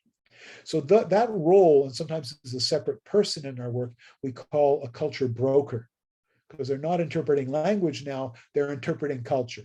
They're interpreting the meanings of words in their social context. And even simple words, someone says, my family. Well, if you say my family, to me, I think of a North American family, which, is, what, I don't know, is a father, mother, and 1.2 children or something. I don't know. It's something, it's some very particular thing. But you could be living in a household with an extended family with multiple generations. You could be living in a part of the world where there are multiple wives, where there are co-wives. You could be living in a world where you're, in a culture where when you get married, you move to your husband's extended family and you're in that environment. And as a woman, that's a particular set of roles and obligations and challenges. So all of those things might not be obvious to me if I'm just meeting you for the first time and I don't know much about your background. So we'll come to it later, but there are questions you can ask people to, tell me who's in your family and who are you close to, and who is supportive of you and who poses challenges to you and so on. There are ways that you can begin to explore that with people if you think it's relevant. So that's comes back to it. But the key point here is that we all recognize that we're learning, when you're learning to do psychotherapy and so on, you're learning to pay close attention to what the person's saying and to try to track what they're saying and their feelings, because that's useful information, because that's partly what you're trying to influence by your conversation with them and your interventions.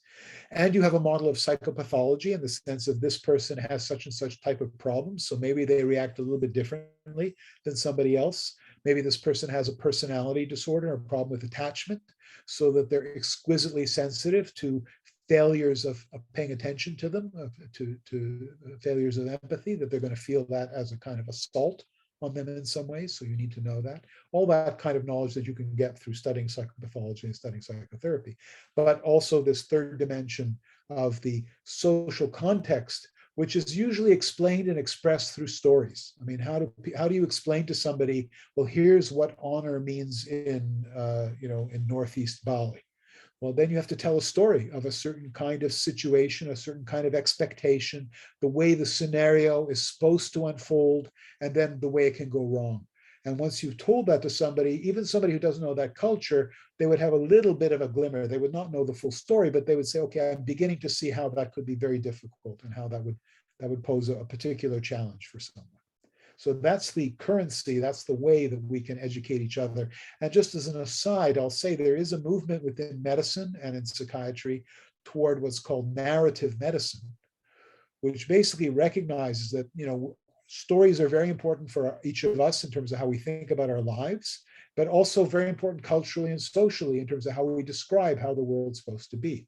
And those stories can be personal stories, but it's also the case that those stories could be shared stories. So they can be Mahabharata stories, they can be stories, Ramayana stories, they can be stories from tradition that describe many different kinds of human scenarios and predicaments. Even if they're being told about the gods, human beings recognize reflections of their own everyday struggles and difficulties. And it becomes actually, and one of the functions of that kind of storytelling and those kinds of arts and those kinds of ceremonies is to find a way to communicate about things that are sometimes very difficult and very heavy and very challenging personally, but can be interesting and can even be funny and can be, you have a certain kind of distance from them when you see them as the dramatic telling of the myth. And so there's teaching, there's learning, there's thinking, there's empathizing that's going on in a way that may be safer and easier than sort of doing it head on in terms of your own personal, trials. So anyway, we'll come back to that a bit. So I've emphasized this other dimension because it's one way of thinking about what we're doing when we're doing cultural formulation. If you come back to this, you could say, look, on the left-hand side is the psychopathological formulation or the diagnostic formulation. Okay, we're making a diagnostic formulation. We think there's a certain kind of problem going on. It involves your psychology, your learning, it involves your biology. There's certain kinds of processing that are not working quite the right way, and that has certain consequences. So we can explain some of your symptoms and so on that way. But we also are developing an account of what's going on in your social world. How do you see yourself? How do other people see you? What is the story that's told about your life? And how does that influence how you see yourself and how you function? So you can see that I've made a little green box in the middle between the knowledge of the social context and the models of psychopathology, because I'm suggesting that knowledge of the social world actually affects the processes of psychopathology. It actually affects how you deal with things. And it can, for example, it can drastically increase the stigma. It could make you extremely frightened of a symptom that you have because you think, I'll take a simple example. Devin Hinton is a psychiatrist in the United States who works a lot with people from Cambodia, Cambodian refugees and people who come to live in the United States. And he's described a series of culture-specific panic attacks because of particular cultural knowledge. So people in Cambodia, as part of traditional medicine, understand that there is an energy or in the body, kyol, that can rise up in the body. And it puts the pressure on the vessels in the neck And if the pressure is too great, the vessels could burst and you could have a stroke and die. And one of the signs of that pressure rising is dizziness. So he's described panic attacks among his Cambodian patients who have basically orthostatic hypotension.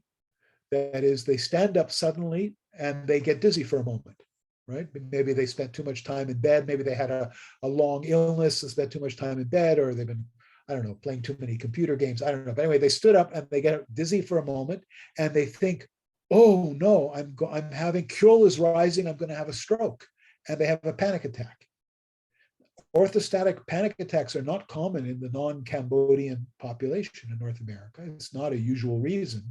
It's common for middle-aged men in North America who, not common, but it occurs, who get a feeling of chest tightness to have a panic attack because they think, oh my God, I'm feeling chest tightness or chest pain, maybe I'm having a heart attack. And then they get anxious and they hyperventilate and they get more tension and they come to the emergency room, I'm having a heart attack, and they get their EKGs normal and people decide, oh, you're having an anxiety attack, not a heart attack. Anyway, the point is, here's cultural knowledge, specific cultural knowledge. Oh, there's this energy called Kyul, and it can, if it rises, you can have a problem, and this dizziness is a symptom, and it actually becomes part of the vicious circle that creates panic attacks. So that's one example. There are many other examples one could think of. Sometimes a core causal mechanism, sometimes just something that makes it worse. So stigma might not be the cause of your mental health problem, but it could be a very serious aggravator or a thing that worsens your mental health problem and prevents you from being able to, to function. If you become so ashamed of going out because you think, people are going to see there's something wrong with me, that can become the major block. When a lot of people with psychosis develop social anxiety and social phobia as a result. So. Okay, so what this leads to is a different perspective on what it is we're trying to do clinically. In the framework of ICD or DSM, we're trying to recognize specific types of problems. I've mentioned, depression, panic attack, bipolar disorder, schizophrenia. We've got hundreds of them actually, but anyway, we're trying to recognize certain types of problems because we think if we recognize that, we know a little bit about the prognosis. We know whether this is probably going to get better on its own or might become chronic. We know a little bit about differential therapeutics. You have panic attacks, learning reattribution therapy and learning relaxation and so on, and breathing, that can help. And we know, we hope we're eventually going to learn something about the mechanism. We don't always know that much about the mechanism. We have theoretical mechanisms mostly. What we're doing with a cultural perspective doesn't replace that. That's part of what we're doing, but we're also trying to understand, what does this mean to the person? And what are the consequences of that meaning? We're also trying to say, what does this mean in the context where the person's living, and what else is going on? So we could say we're not just interested in discrete disorders, we're interested in predicaments, we're interested in situations, in life problems, in conflicts, in dilemmas, in challenges that people are facing, because we recognize that those are always part of why people come for help anyway, and they always complicate whatever we might want to do.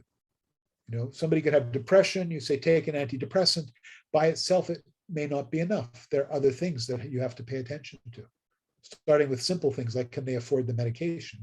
And getting to more complicated things like, are they in a horrible, violent relationship so that even if their depression is partly treated, they're going to get beaten down again and feel miserable in no time at all anyway. So you can see that there's a different orientation, including the fact that the way psychiatric nosology is designed, and this is partly for cultural and historical reasons, it focuses on problems that we understand as being inside the person in the sense that it's a problem with their brain, or it's a problem with their psychology, with their thoughts, with their psychological processes. And it tends to de-emphasize the fact that problems can also be in the social world, in the person's relationships and their relationships with others. And this is a key insight that comes from many directions, but one place that it was really well developed is in family theory and family therapy, where people recognized early on that there can be problems that arise where each of the individual people doesn't have a problem, but their interaction is extremely unhealthy. that their interaction keeps aggravating a certain problem, so that insight is important because it means even when there are individual problems that you can locate within the person, the way that they unfold in interactions can be a very important part of making sense of what's going on.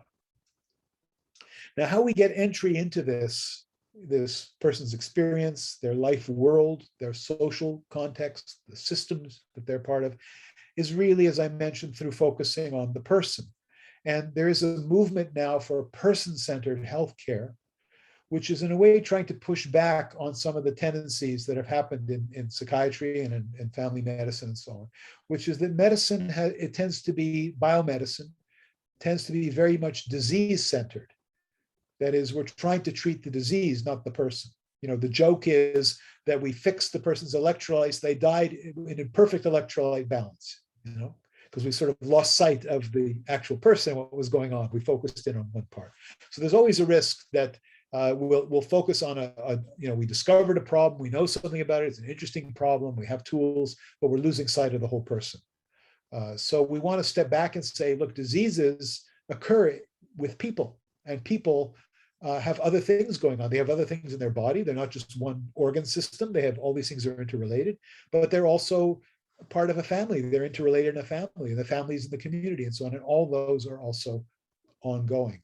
And that's been a tendency in family medicine for a long time. There's been a recognition that when you're treating an individual, you should also be thinking about what is the impact on the family? What is the impact of this person's illness on the family? And what is the family's impact on this person? And you can, through that, you can do much better medicine. You may discover there are other people in the family who need help.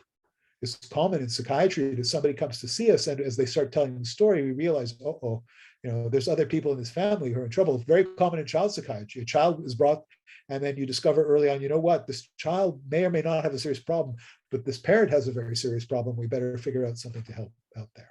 So that's it. Once you start being aware of the system, you start noticing these connections, and you start being able to do a better job. So that's one reason for not becoming too disease-centered and keeping the big picture. It's also true that medicine in North America and so on is often physician-centered. That is because physicians want to, not be overwhelmed and not be overburdened and so on, that we do things that are convenient for us, maybe not always ideal for our patients. One way this happens in psychiatry is, since we have some things we can't help very much and we get very frustrated, we find ways to blame the patient for not being able to help them. Instead of saying, too bad we don't have the best medicines in the world. Our medicines for psychosis don't really cure psychosis. They reduce symptoms, but they don't really cure it. So we just have to realize that that's the current state of our knowledge. And instead we sort of say, well, why is this person being difficult? Or why are they not, maybe they're not taking their medicine, which might be true, but anyway, we have reasons for protecting ourselves, essentially. We have to be careful about that. And then these other dilemmas. So there is a movement also for patient-centered medicine, which is a good step, but person-centered wants to go beyond that, because it says, look, a person is not just a patient. In other words, people come to us because they're having an illness, and we're interested in the illness and trying to help them with that. But there's always more to them than that. They're also a father and a son and a brother and a member of the community, and those are important things too. So if we make things person-centered, then we want to know about the whole person. We want to know not just about their illness, but about their strengths. So we want to know not just about the disorders they have, but what are their special ways of coping? What are their abilities? What are their resources? We want to know what are the factors that have led them to be sick, and what are some of the factors that have been protecting them from worse problems or could be mobilized to help them, and so on. So this is a bit of a scheme for person-centered assessment that you could think of, again, as a way of trying to use our psychiatric diagnostic system as just one piece of the toolkit that we have, and which in practice, we learn a lot. Again, we learn a lot about psychopathology. That's part of the special knowledge of psychiatry, to be able to make these different distinctions that maybe are useful, some of them. But when we actually practice, we have to have an even bigger toolkit, because we have to have different strategies for ways of coping or kinds of resources, or this is a very good community group, I'm going to connect you with that, they're going to help you with some of the things that you need, and so on. That's a big part of our skill, is being able to, and even if we don't have them, it depends on your healthcare system. Maybe it's not the psychiatrist or the psychologist who does that, maybe it's a social worker, a community worker, maybe it's a family member, but we still have to have that as part of our picture, so we can encourage those things, and so we can give our support to those things, and we can, you know, keep the big picture in place, not create conflicts where there don't have to be conflicts. So some people have said, okay, we like this idea of person-centered care. It sounds good. It's consistent with current movements about patients' rights and about equity and so on. Do we really need to pay attention to culture? Since, as I've been saying, culture is so variable, aren't we just going to make a terrible mistake if I read a book about Bali and now I say I know Balinese culture, and a Balinese person walks into my office and I say, oh great, so you're so lucky, I just read a book yesterday and I know all about you. That's probably just going to be probably worse than knowing nothing, because I'm going to impose all kinds of stereotypes or information that was true 30 years ago and is not true today, and, you know, all kinds of things that are not going to be helpful. So isn't the best balance to that is to say, well, let's just be very person-centered, and let's say, I'm interested in you as a person and how you as a person are experiencing this illness, and I'm going to use my knowledge to help you very specifically. So now I need to know a bit more about you. I need to know about where you live and who you live with, and what some of your stresses are and some of your challenges and what some of your strengths are, and so on. And that's a very good way to start. And as I say, if you even look at DSM-5, when it talks about the cultural formulation that I'll talk about in a few minutes, it describes it as, this is a tool for person-centered medicine, person-centered psychiatry. So it's definitely, but the question is, so then do we need to know anything about culture? Or are we just going to learn about it from the patient? And I want to suggest that we still need a model of culture. I'm talking to a whole group of people here who are all experts on Balinese culture. But if you haven't learned cultural psychiatry, your knowledge about Balinese culture and your knowledge of psychiatry are like two separate bins. And it's up to you to improvise on how to connect, rather than saying, look, let's think systematically about this. Let's start asking certain questions that help us to decide, when is culture relevant? When is it not relevant? How is it relevant? How can I work with it instead of ignoring it, and so on. So that's the idea. We commonly have the situation where we're working with people from different backgrounds, professionals from different backgrounds who have a lot of knowledge, have a lot of linguistic knowledge, have historical knowledge, have social and cultural knowledge, but that knowledge has never been valued and never been given a systematic place in their way of thinking about mental health, because they're busy learning this technical international system that makes hardly any mention of any of these things.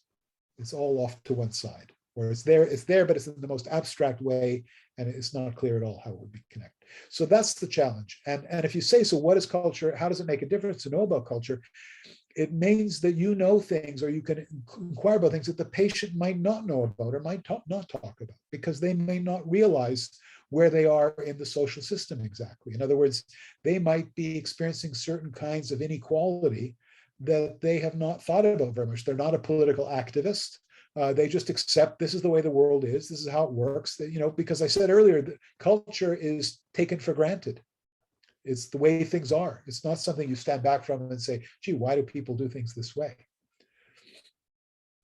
You know, we had I think I may have told the story last year when I spoke to here, but we had an episode a few years ago in Montreal, a suburb of Montreal, where a kid at school from the Philippines was eating his lunch with a spoon, and people were making fun of him because you don't use a spoon, you use a fork.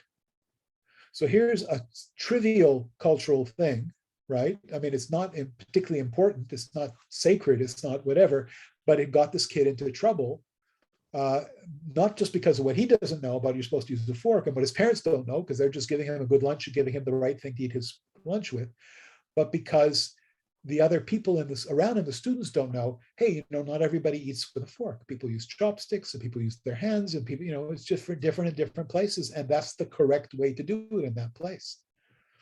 So just to say that you can know things and they can be affecting you and you don't know that they're important. So that's why it's important for the practitioner to know about culture, because unless you know the questions to ask, unless you know what to think about, the person's not going to just hand it to you. Moreover, if I see a Balinese patient or an Italian patient or anybody else, you know, who's in a crisis, it's not the time for me to say to them, say, tell me a little bit about your culture. You know, they need somebody to help put out the fire, you know, help with the crisis right now. So it's better if I have some rough idea, even if it's not that accurate, so I can begin, and then I can clarify and I can explore, and I have a framework to use to figure out what I need to know to do a better job. So that's an important part. The other part I would say is we all have our own cultural assumptions based on our culture. So I'm talking about, you know, the challenge for me of meeting a Balinese patient in Montreal, but I could be in Denpasar and go for help and not be well understood by the person who sees me there, you know, who's doing their best, but who just doesn't realize the strange kind of family I live in here and all the other issues I'm dealing with and so on. So it's the same issue wherever we go of, you know, taking the time to understand the person and knowing what to ask. And the final part again is that I'm suggesting that there are things built into our models, built into our theory that are cultural. The example I gave earlier that nowadays in North America, it's very common for somebody to come to the doctor with a diagnosis. I looked on the internet and I think I have depression and I think I need fluvoxamine, you know, or Luvox, or you know, the latest. Often they'll come and they'll talk about a medication I'm not even aware of yet because they've been doing research on the internet. You know? So that is a kind of certain attitude, a consumer-oriented attitude that is culturally appropriate here. But it might not be in another setting. So we all have assumptions about how we're working.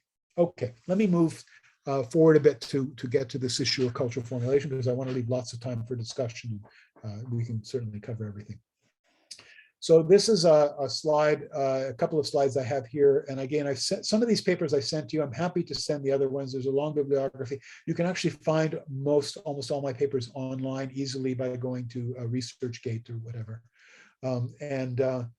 And in particular, I'll talk about this cultural consultation book, which you can find, I think, without looking too hard, you should be able to find that book, which has a lot of material to be useful. So let me know if you can't find anything, and I'll get it to you. So this is just a table from a book, in fact, on person-centered psychiatry, and that talks about different strategies for dealing with cultural difference.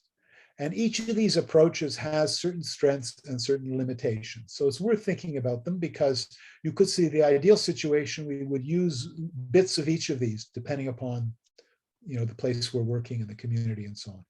The first one is mental health literacy. So this has become, you know, through the work of Anthony Jorm and others, has become a popular approach to global mental health. Originally in Australia, Canada has developed a version of this for Indigenous people and so on. And what goes along with it is also mental health first aid.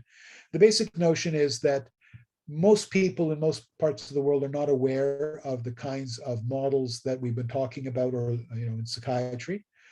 And people can learn these things. You can give them basic information. This is what we mean by depression, or this is what a mental health crisis is like, and here's where to go for help. Here's what to do when somebody's suicidal, et cetera, et cetera. So you can give people basic information. And the idea would be, if everybody had a bit of this information, people would be able to deal with certain problems. And in particular, they would also know when somebody really should go see the doctor, or go see the psychiatrist, or go see a help. So this is useful. There's a few problems with it. One is it assumes that knowledge like this is just something you just tell somebody and now they know it.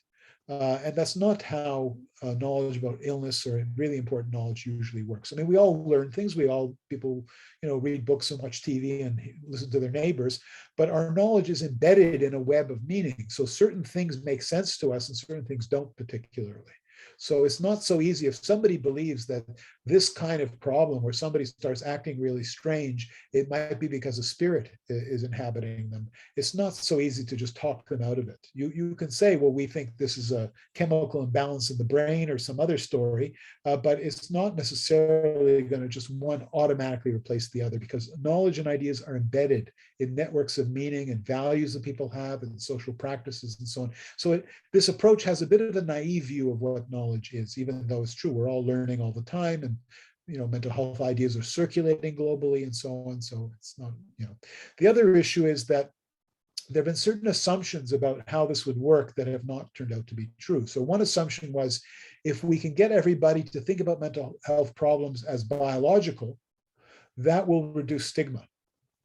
You know, so people would say, well, depression is just a chemical imbalance, or schizophrenia is just like, diabetes or something. And it turns out that in many places in the world, that does not help very much. In fact, it can even backfire, because then people say, oh, you mean it's part of their body, it's part of their constitution. That means that maybe it's heritable, and maybe the rest of the family has a bit of this, and maybe their sister has this, and maybe this is not a good family to associate with, and so on. So this idea that that kind of explanation would reduce stigma does not always work. And again, it comes back to the idea that it's not just one piece of knowledge, it's how does it fit in the whole system of knowledge that people have. Anyway, that's still, I think, a worthwhile approach in terms of public health, trying to educate people and give people more information and different ways of thinking about things, and try to address some of the ideas people have that are not helpful, and explain why, and gradually cultures change, and that's okay. Another level we've already talked about, which is interpreters. So we're meeting somebody that we don't speak the same language. We need to have a good communication channel. So that's important.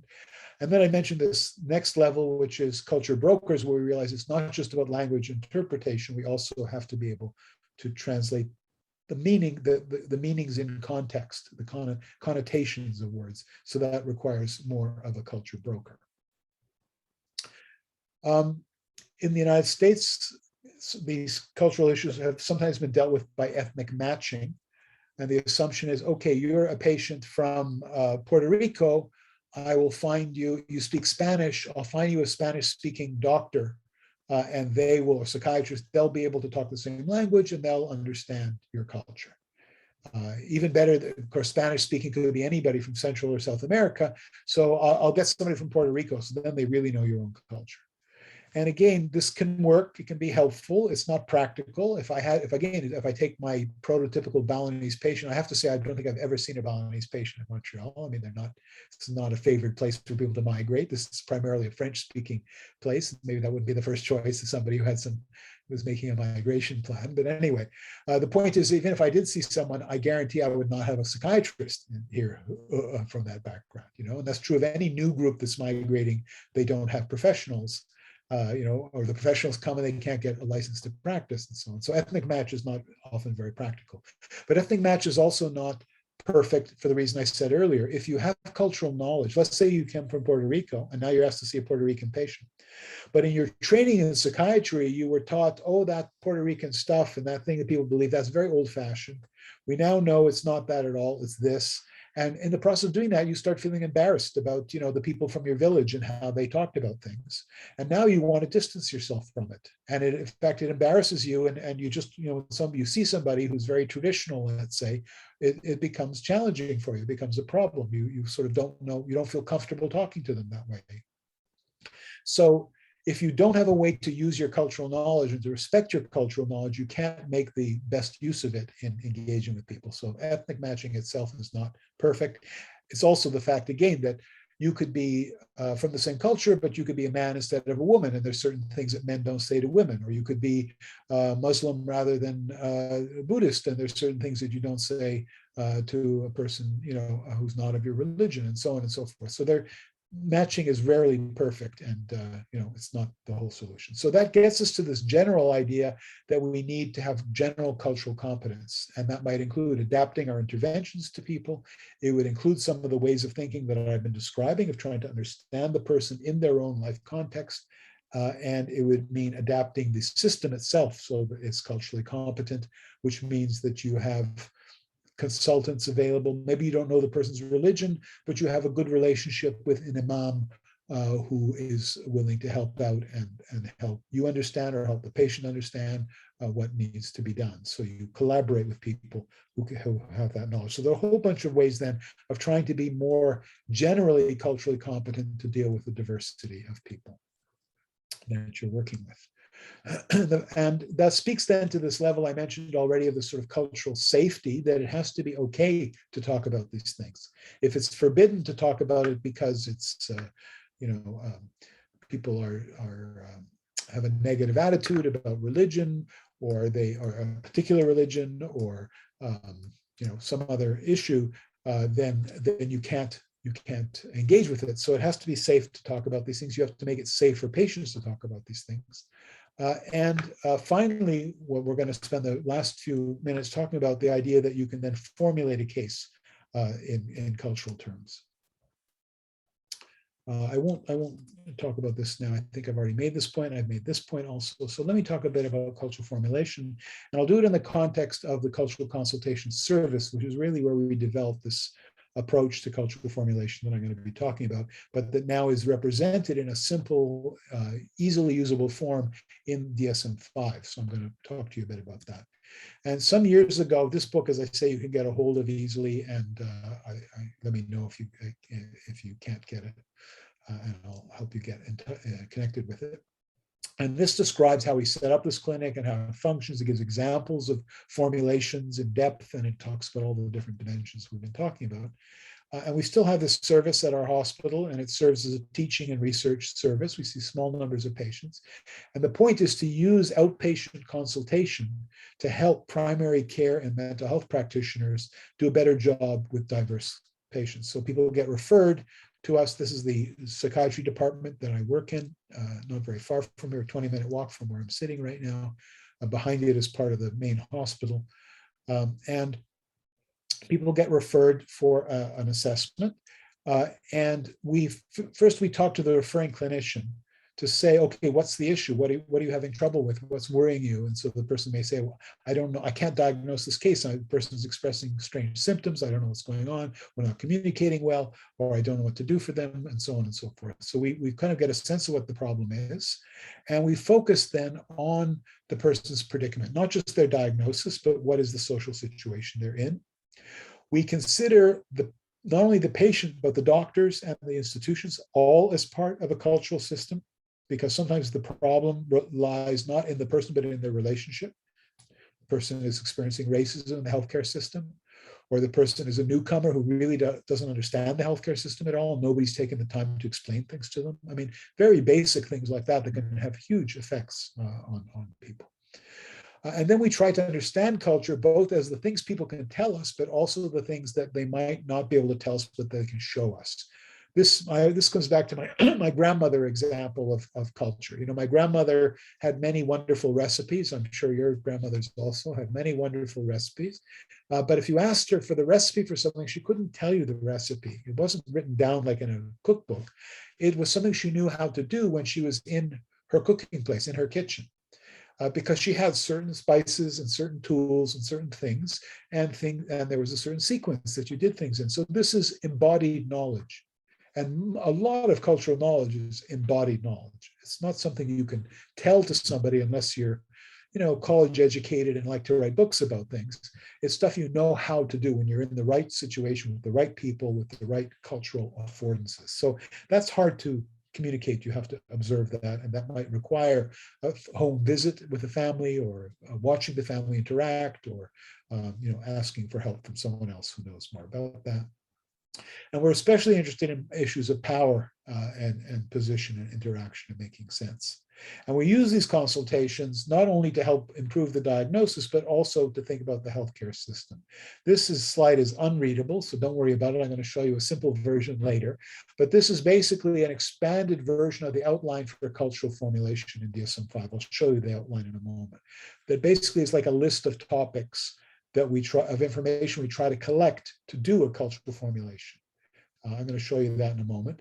This is also an unreadable slide, but again, if I haven't sent you already, I'll send you this chapter from the book. But what it shows that's important is that these are, on the first column there, the referring diagnosis of people, because people come to us from somebody who's seen them already. We're doing a consultation to a provider. And so, for example, this is the first 400 or 500 cases we saw. We had 200 cases of people who were given a diagnosis of an affective disorder, depression and so on. And then what you can see, and you can't see it clearly here, so I'm just going to tell you the key point, that we reassess these people, and sometimes we change the diagnosis.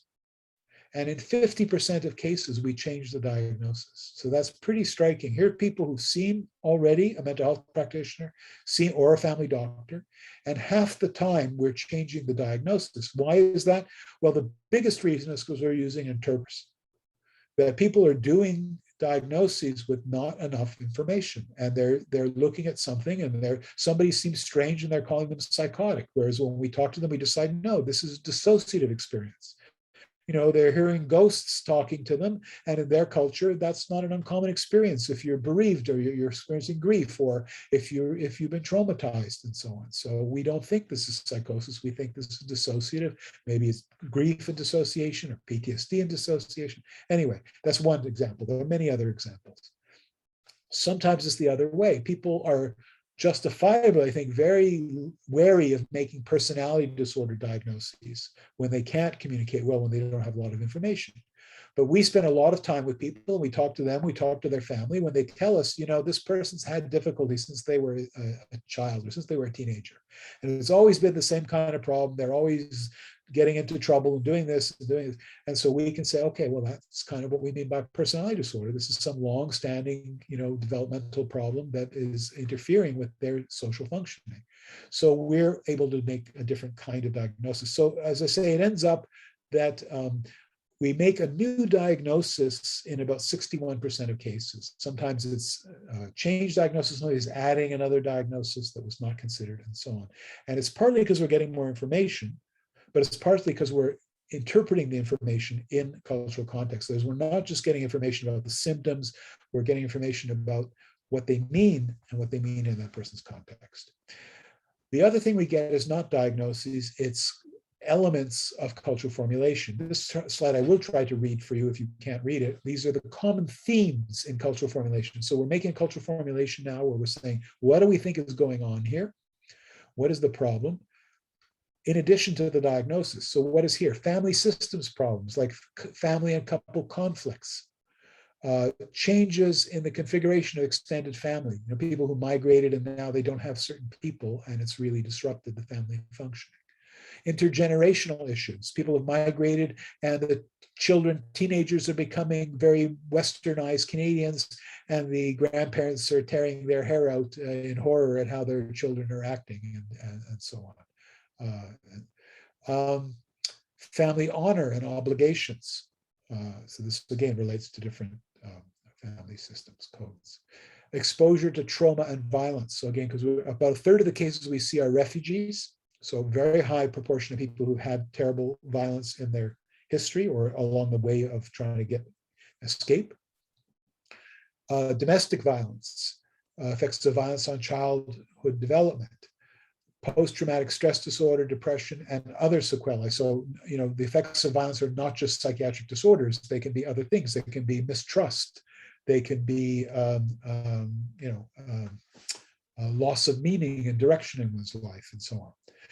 Migration issues, I won't go on about those right now. Cultural identity, acculturation and adjustment. Changes in cultural identity, adjusting to life in the new country, changing gender roles, and so on. Then we have cultural models of illness and healing. So people have a different understanding of their problem than the healthcare system does. And then we have other social and economic problems. So you can see all kinds of important issues here. And sometimes that's the most important problem, that they don't have a psychiatric diagnosis, but they're having a lot of trouble adjusting to their new life, or they're having a big family conflict, or they're having, some other thing. And we don't have to put a label on it. We can say, this is, a conflict between an adolescent and their parents, and an unhappy marriage, and et cetera, and we don't have to put a big diagnostic label on it. We can still characterize the problem and try to offer something of the right form, family therapy or some other kind of intervention. Okay, so how are we doing this? What are the nuts and bolts of this? That's what I want to talk about, and then I'll stop we'll have at least half an hour, a bit more. I can go a bit past, whatever you guys are okay with. Originally, was going to go to 1 a.m. and the problem with that is if we go to 1 a.m. my time, the line between me talking to you awake and talking to you in my dreams is probably going to be unclear. We're just going to drift, simply into one or the other. A Mimpi menace. This is the basic outline for cultural formulation in DSM. And it was an attempt to say, what kinds of information do we need to try to get a picture of the person's problem in cultural context? So there are questions about knowledge about the person's identity. Who are they from the point of view of their culture and their background? And that means what reference groups, who do they see themselves as belonging to? But it could also be who other people see themselves belonging to. I mean, they may discover that when they migrate or when there's certain contexts, something else becomes important about them. I mean, in Bali, you're Balinese. If you come to Canada, maybe you're Indonesian. Maybe being Balinese is too specific. People can't relate to that. So what happens to people from the Caribbean? They come to Canada, they're Caribbean. In the Caribbean, they're from a particular island, and on the island, they're from a particular parish. Because the larger context is not important. It's the local context that helps to differentiate. So. Language, what languages do you speak, and what are those languages important for you? What language do you prefer to get healthcare in?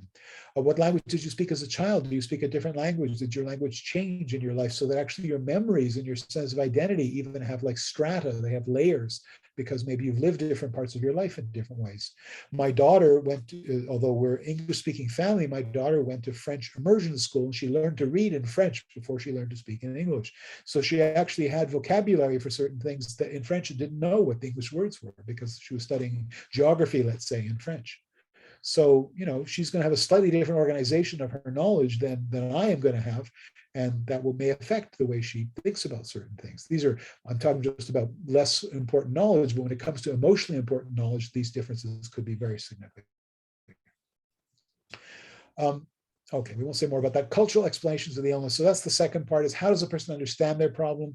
What do they attribute it to? What do they think is the cause? How do they express their symptoms?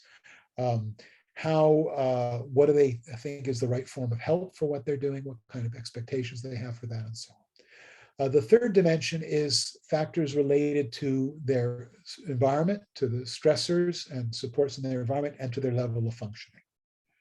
And again, there might be stressors for someone because of their culture that I'm not aware of. There's certain expectation that as a man or a young man of such and such an age, you're supposed to be able to do a certain thing. And in my culture, that's not important. You're supposed to get your driver's license when you're 16, and if you don't, you're not really an adult. Whatever. They're rituals, they're rites of passage in every culture. Even when they get modernized and they get set apart, if they don't exist, then kids invent them themselves because they need them developmentally. So then you get gangs and you get other things that are trying to make up for that. And then finally, you have the cultural dimensions of the relationship itself, of the clinical relationship. What is my relationship to you? What do you expect if you're a patient? What do you expect of a helper? Well, how is the doctor supposed to act? Goes back to the thing I said earlier. If the doctor asks you too many questions, maybe you think, boy, this doctor really doesn't have a clue what they're doing. They're just asking me all these questions. They're supposed to tell me what the problem is. This is a frequent problem that people have in some places in the world where, because of respect for authority and the assumption that authority already knows the key things, that the things that we're taught to do to get a better picture, and definitely the things I'm advocating, which are lots of listening and exploring things, might be taken to be evidence that you're not quite competent. So understanding that's important and addressing that. And then all that gets formulated in some ways to understand what are the key issues. One of the tools that we use in this, as I mentioned, people's illness concepts, is distinction between syndromes that people might have and the idioms that they express distress in. So people can have particular configurations of symptoms. I mentioned already, like the specific form of a Kyol attack, a specific form of panic attack that I was just talking about earlier, that David Hinton described. You see Lata here. You might have heard of this, and originally described in Malaysia, where people have hyper startling. People are provoked and they show this sudden startling, and then echolalia and echopraxia. So these are cultural syndromes that get sort of repeated in certain ways. But idioms are much more common. Idioms are just the everyday language that people use to describe distress. So in Quebec, for a long time, people would talk about burnout. Burnout's what happens when your job is getting you down and you just lose interest in it and you can't do things anymore. So, and then people say, well, is burnout really depression? Or is burnout really chronic fatigue syndrome? Or is burnout really job dissatisfaction? And the answer is it could be all those things. It's just an everyday way of talking about things. In fact, in North America, depression has become an idiom of distress. When a patient comes to a doctor and says, I'm depressed, it doesn't mean they have major depression. It just means that they're feeling bad. And now you have to figure out, maybe they have major depression. Maybe they don't like their job. Maybe their marriage is not going well. Maybe there are all kinds of things going on.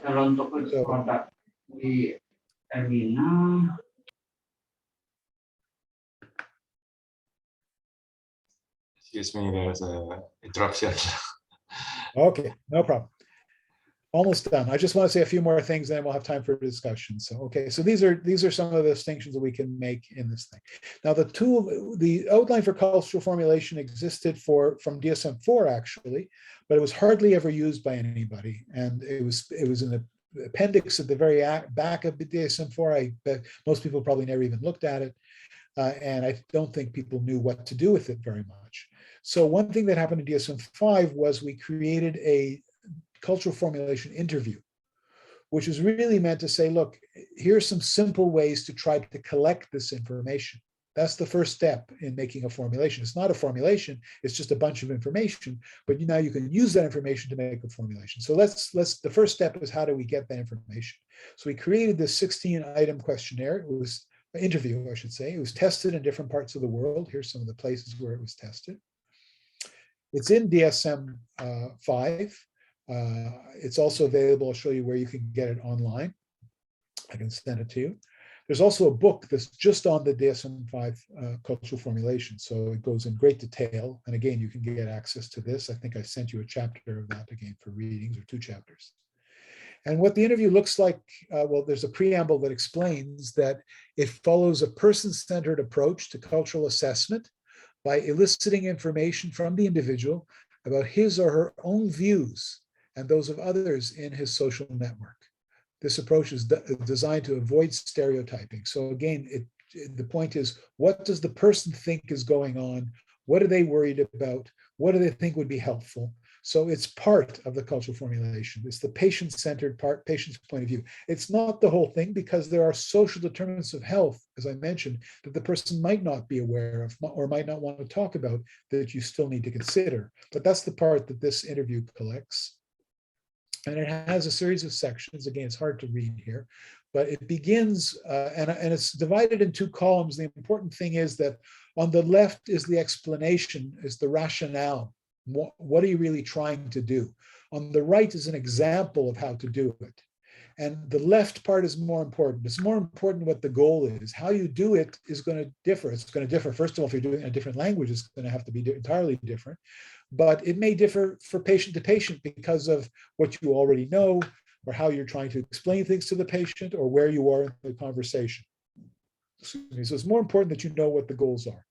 But what it does is starts off very simply asking the person, what brings you here today? You know, the kind of question you'd ask at the beginning when you first meet a person. You know, how can I help you? What's concerned? What's bothering you? You know, some question that opens the conversation. And then it asks the person to describe the problem in their own terms. So if they say, well, I have depression, you know, you would probably want to say to the person, what do you mean by depression? Tell me what you're experiencing. You wouldn't just say, oh, good, you have depression, here's an antidepressant. You would try to figure out what they mean by that, because maybe what they mean by it is different than what you mean. So you explore that. You explore what they think is causing their problem. You ask what other people think their problem is. And then you get into asking about, here we've got about stressors and supports. Is there anything going on in your life that could be making your problem worse? Is there anything that helps your problem? So now you're beginning to understand from their point of view again, what are the factors that are influencing their problem? And this is where you could begin maybe to explore, oh, is there economic problems? Are there family problems? Are there work problems? Are there school problems? And so on. Then only after that are there questions about cultural identity. So you see the order here is different than the order in the outline. The outline is like a logical way to just think about things if you're presenting a case. Like when you do a medical history, you sort of give the identification of the person first, and then you tell the history of the present illness, and then you tell some of the past history. The interview is done a bit differently. It depends on the setting. It doesn't have to be in this order. But many of us felt when we do consultation work, we don't ask the person about their identity the very first thing. We ask them about what's bothering them, and we show an interest in that, and we show we're here to help with that. And that then justifies us asking about other things that seem less related. There's, you know, so then we can say, okay, you've told me a bit about your problem. In order to better help you, I need to know a little bit about your background, you know, and then we ask the person questions about their background that might be relevant to their problem.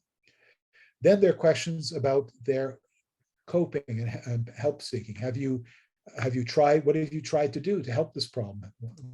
Who have you seen? Have you seen a balian? Have you seen an imam? Have you seen, try to find out what kinds of help the person's had? Have you seen another mental health practitioner? What do they tell you? What do you think about that? And so on. So you get a picture of how they understand. Then you're asking, what do you think would be helpful? How have you been coping with this? But also, what do you think would be helpful for you? So you're getting at their expectations. And then there's a final question that's about the clinician-patient relationship. This is a difficult thing to ask about anywhere. So it's something like sometimes doctors and patients have trouble understanding each other or misunderstanding each other because of coming from different backgrounds. Have you had this kind of experience? Do you think there's anything I need to know about your background to better understand you? So you're kind of opening the door. It's unlikely in a first interview that anybody's going to tell you very much about that because, but you're showing that you're interested. You're showing that you recognize you might not understand as a point that was made earlier. And, it's very unlikely a person is going to say, well, I think like in North America, a young black man is not going to say to me, well, because you're a white guy, I don't think you could ever understand what it's like to live in this racist society. It would take a very courageous or very angry person to say that, even though it may be the number one truth that we have that's in the room that we somehow have to get to and somehow have to talk about. So me saying something vague like this hopefully signals to that person, I'm willing to talk about the stuff when the time is right. And, we may or may not do it in our first interview. It just depends, There's a second version of this same interview that is not for the patient, but for somebody else with them, a family member, community member, some key informant who can give you information they can't give you. And this comes back to the idea that, the social world is something that many people participate in, and no one person has a complete picture of it. So if you're trying to get a sense of what that world is like, it's very likely you need to talk to other people, with the permission of the patient and with explanation and so on. So there's a parallel version that goes through all of that. And that's the core cultural formulation interview. It's a very simple interview. In actuality, you could go through the questions themselves in 15 or 20 minutes. But to really get answers, you're going to have to ask more questions. So in other words, you ask a question, you get an answer, and then you have to think, do I understand what this person said, or do I need to ask them more? So very likely you're going to be asking for clarifications and for examples and trying to get a clear picture in your mind. To learn to do this more fully, there are supplementary modules. So these are not the core cultural formulation, and they're not in the DSM, but they're, again, easily available on the DSM site for free and other places. And there are 12 of these, and they each show how you can explore different elements in more depth: explanatory models, level of functioning, social networks, psychosocial stressors, spirituality, religion and moral traditions, cultural identity, coping and help seeking, patient-clinician relationship, and then specific populations: school-age children and adolescents, older adults, immigrants and refugees, and caregivers who may be having challenges related to that. And this is the way that they're all related. They all branch off from that cultural formulation interview. So you can sort of see, okay, if I wanted to do more, I could follow it up that way. I won't belabor this. This is just more information on that. It's not important. And these are what these supplementary modules look like. Again, I won't belabor it. We don't have a lot of time, but it's all there to look at. And I say, when you look at them, they're very simple questions. This is not rocket science. Part of the point is not to scare practitioners away, but to say, look, these are simple questions and you can get surprisingly interesting answers. And we know that generally when you ask these kinds of questions, you have to tailor make them, obviously, but for your patient, your setting, people appreciate it. People appreciate that you're interested, and you sometimes discover things that are extremely relevant. So I'm not going to go over all these right now. Again, I'll make them available to you. I'm going to come to the last point, which is, so you've got this information. What do you, and there's research on this to show that using this information to make a formulation improves the clinician-patient alliance. It improves people's satisfaction with treatment. It improves, I've already shown you, it improves the accuracy of diagnoses. It improves treatment adherence and probably outcomes. We don't have a lot of information yet on treatment outcomes, but all the things I said we do have. So what is a formulation though? Because a formulation is not just a list of facts. oh, this person was born so-and-so and they speak this and whatever. It's all interesting, I suppose, but it's not relevant until you show how it relates to their problem or to the solution for their problem. If you say this person only speaks, such and such language, that's important because, any further interaction with them is going to have to take that into account. You're not going to be able to you may not even have finished your assessment because you concluded we don't have enough of a shared language. I have to, interview them again with an interpreter. So that's important. But the other things that could go there are, we've already mentioned, social determinants of health. This person is experiencing terrible stigma related to their illness, and that's really what's paralyzing them right now. Or this person is terrified by the implications of what they have. Or this person has bipolar disorder and they've been taking lithium, but their real concern is they're not sure if they can have children if they're taking lithium. They're very worried about what to do about that. That's their problem today. Their problem today is not how much lithium should they be taking, but how they're going to manage this aspect of their illness. All these kinds of things that become important. And there's no systematic way to do cultural formulation simply because there's so many potential processes going on. So everything that you learn from your clinical cases, from your understanding of the natural history of these illnesses, from your understanding of social processes and psychology could be relevant. But if you work with a particular patient population or a particular kind of illness, you will quickly become familiar with some of the recurrent problems and how social factors can be influencing that. So I've mentioned stigma as an obvious one. I've mentioned worries and anxieties about certain kinds of symptoms that people can have. You can give an antidepressant to someone and it causes sexual dysfunction. Or even more subtly, you give an SSRI antidepressant like fluoxetine, and the person loses all sexual desire. And this becomes a problem either because they misattribute that, which has happened. Helen Fisher documented this, people in North America who had experiences where they took this medication before people knew that in 20% of people, there's a real loss of sexual desire, of libido. And people would misinterpret that to say, I guess I no longer am attracted to my partner. So it would have very negative effects on their relationship because they were interpreting that as some significant information that they were getting from their body about how they felt about the person, rather than a medication side effect that they should have been alerted to. So it's an example again of this kind of meaning that has to be taken into account, that could be part of a formulation. And whether, that's not specifically cultural, but what is cultural, for example, is what your attitude towards sexuality is, and what you think the role of sexuality is in a relationship, and what you think it is, the role of that is in life decisions about that. Here's a list of some common social determinants of health that could all be relevant to thinking about formulation. So again, there's no systematic way to do this. I'm going to show you a simple scheme in a moment to make it a little bit more systematic.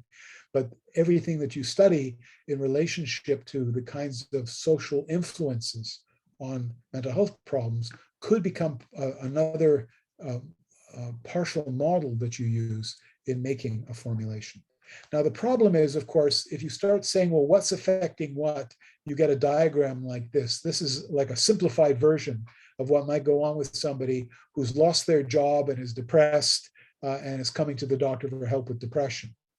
So they've lost their job, it has certain meaning, they feel humiliated, they're socially isolating, there are all kinds of factors. Over here are some biological factors that are also systemic, but these are all social factors that are systemic, the top part of the diagram. So this is one of the issues we have to contend with when we start describing the true complexity of what's going on in somebody's life. It quickly becomes too complex for practical clinical work. That part of the art of medicine is knowing how to simplify to a point that doesn't disrespect the person, but helps you get a handle on things and say, look, it is complicated, there's a lot going on, but let's focus for now just on this part here, and let's see if we can make this part better. With the idea that if things are connected like this, that if you can make one part better, it will have a cascade effect, it will have a feedback effect, and other things will get better too.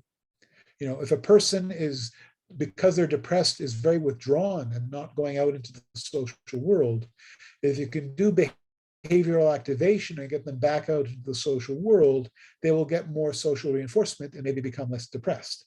So the whole picture might be very complicated. There might be things internally and things socially, but if you can identify one of these processes and intervene, then that may be sufficient. So the point then, and this is what happens in medical training, you learn lots and lots of questions, lots and lots of possibilities. The bigger tool set you have, the more skilled practitioner you are. But then your skill not only in being able to make a long laundry list of 100 different things, but to say, look, I know about 100 things, but I think these are the 2 or 3 that are most obvious in this person. Not only are they most obvious, like this is a big part of their story, I can see it's jumping out at us that this is a big part of what happened to them, but it's also something we can do something about, because we're weighing both of those things. There may be big things in a person's life and we realize there's not very much we can do about that. But there are certain things we can do something about. So we're weighing both what is important for that person and what's important in the story of how the problem came out, and what is important in terms of practicality, in terms of what resources we have, what options we have to help the person. So that's what formulation really is. I mean, a full formulation would be a diagram like this, maybe even more complicated than this. Within each of the arrows represents a kind of causal influence. Some of them are internal biological systems, some are social systems, some are psychological processes, vicious circles in a person's own thinking. But we're selecting, we're making a partial picture of this, of the things we think are most important in this case, as we describe it and use the information we have. And then we're picking a few things from that that are things we have some tools to do to address, we think we can do something with, and that we know are important to the patient, that we know that they matter to them. So here's another way of laying this out. We have these different levels that we can look at, things within the person, that includes biology, things at the level of the person and their own self-understanding, interpersonal things, family, community, society. We even have transnational and global systems. It's not irrelevant because people are connected to larger systems sometimes, and sometimes things that are affecting them. One of the ways that people have talked about eating disorders is that they have to do with transnational systems, global systems of how people are presented, and so that thinness becomes an international aesthetic value when it was not always in every place in the world, and so eating disorders occur in that situation. And then you have different stages in the illness and the causes, the symptoms people experience, the ways they cope, the response to treatment, their functioning and as they try to recover, and the response of other people to them. So you can think of all these cells and try to pick the ones where you think something important is going on and describe that, and where you think you can intervene. You can also do that. Here's another kind of common scheme, because the thing on the left is a little bit like what gets taught in the biopsychosocial approach. We have biological level of processes, we have psychological level of processes, we have social level of processes. And we try to know something about each of those, and we try to characterize some things at that level. And then in terms of time, we think about it as, okay, what predisposed the person to this problem? What made them vulnerable? What caused the problem to start? What is continuing the problem, what's maintaining it, and what could help end the problem, what could help resolve it. So that's a little more systematic way of doing it. But as you can see, I mean, again, the reality is there's lots of possibilities here. I guess that's the good news. We have lots of possibilities. The tough news is we have a challenge to pick out what's important. And we have some clues, because if we've interviewed the patient along the ways I've talked about, we know what's important to the patient. That might not be, we might think, look, the most important thing I can offer you is some medication, or the most important thing I can offer you is just reassurance, because this is not really a serious problem. It's not going to, this anxiety is not going to kill you. And I just want you to know that, this panic attack is not going to kill you. And that's my big intervention now. But that's not enough. That's something, that's psychoeducation, it's whatever, reattribution, but it's not enough, because you need to understand what the person's concerns are and to engage with those as well. So I'm just about finished. So here's then my last key slide for this discussion. How do we formulate a case? We try to make a more complete problem list. That's not just diagnoses, it's the other things that are bothering the person. It's the other things that we think are affecting their health and that we need to consider. And that includes social and cultural issues. If they're being ostracized, if they're being stigmatized, if they are being blocked in their aspirations because of who they are socially, all those could be important considerations. And so on. So we're trying to come up with a more complete list. It's never an exhaustive list. There are always other things. We start with what's important to the person and what we think is obvious. If we're going to see the person more than once, maybe we add other things. We fixed one problem or we help with one problem. Now there's another one. Maybe it was there all along. Maybe it emerged, so we can add it to the list. But we're building that list. Then we're looking at that list and we're thinking, okay, we need a multi-level, multimodal approach. Ideally, we want to be intervening in more than one way at more than one level to address the particular problems the person has. And interventions at any level can have repercussions at other levels. When you give a person a medication, you're changing their biology. You're also changing their self-image because now they're a person who takes a medication.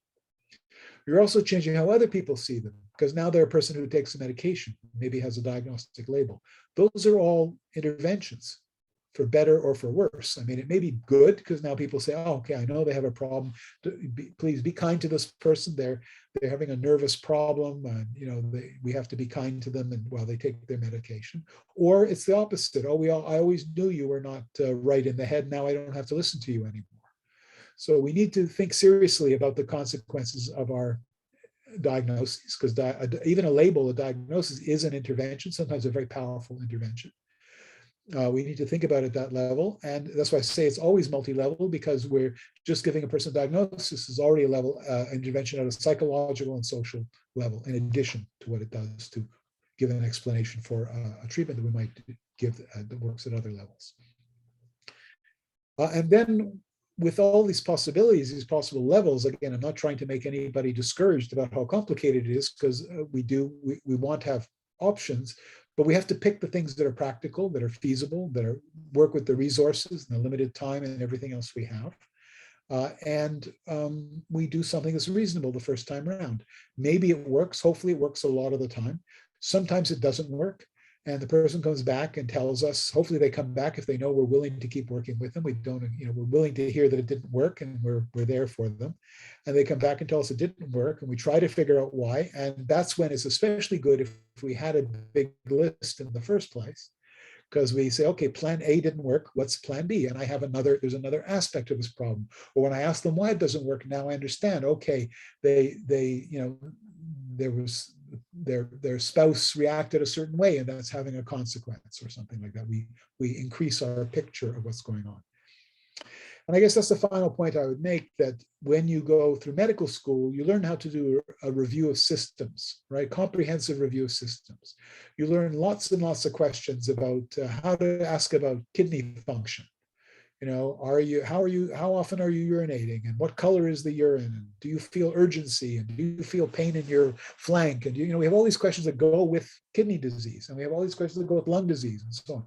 So you could think of the kind of thing we're talking about with the formulation interview and with these other interviews and so on, as being like a medical student learning the review of systems. You're learning the psychosocial review of systems.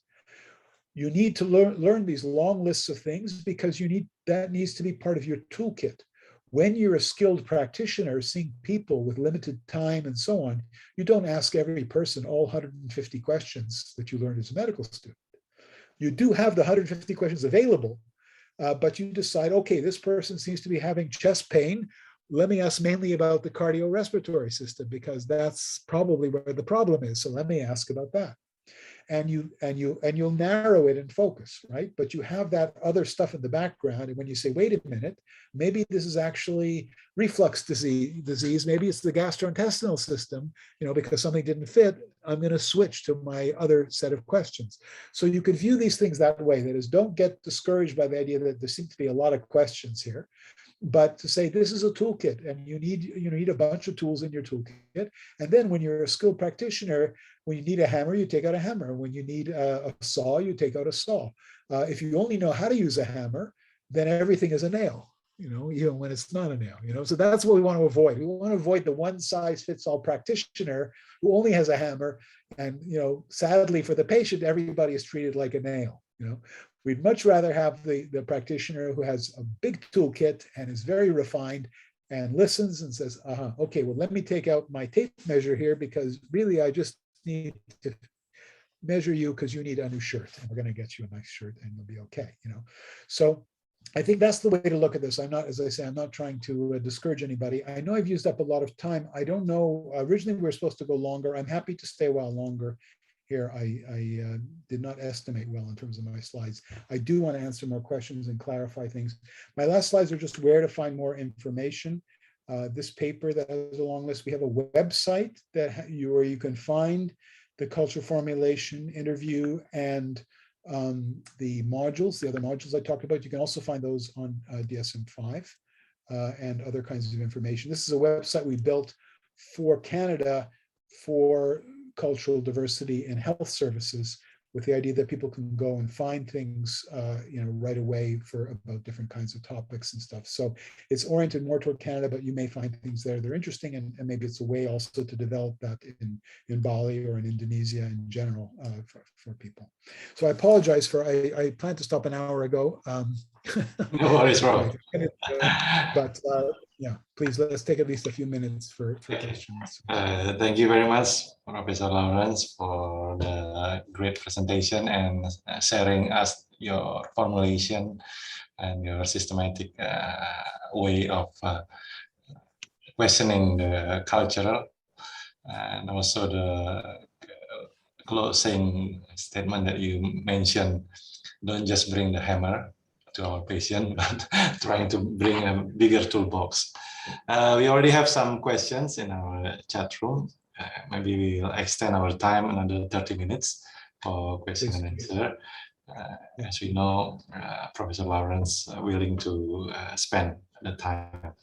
There are questions that are related to, first from yes, Yurun.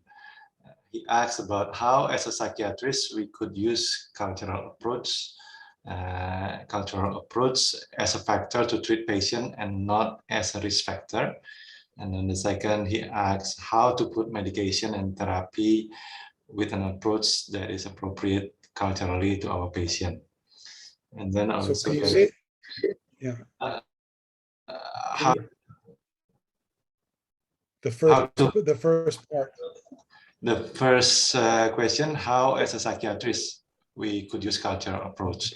The second question, how to put medication and therapy with an approach that is appropriate culturally to our patient.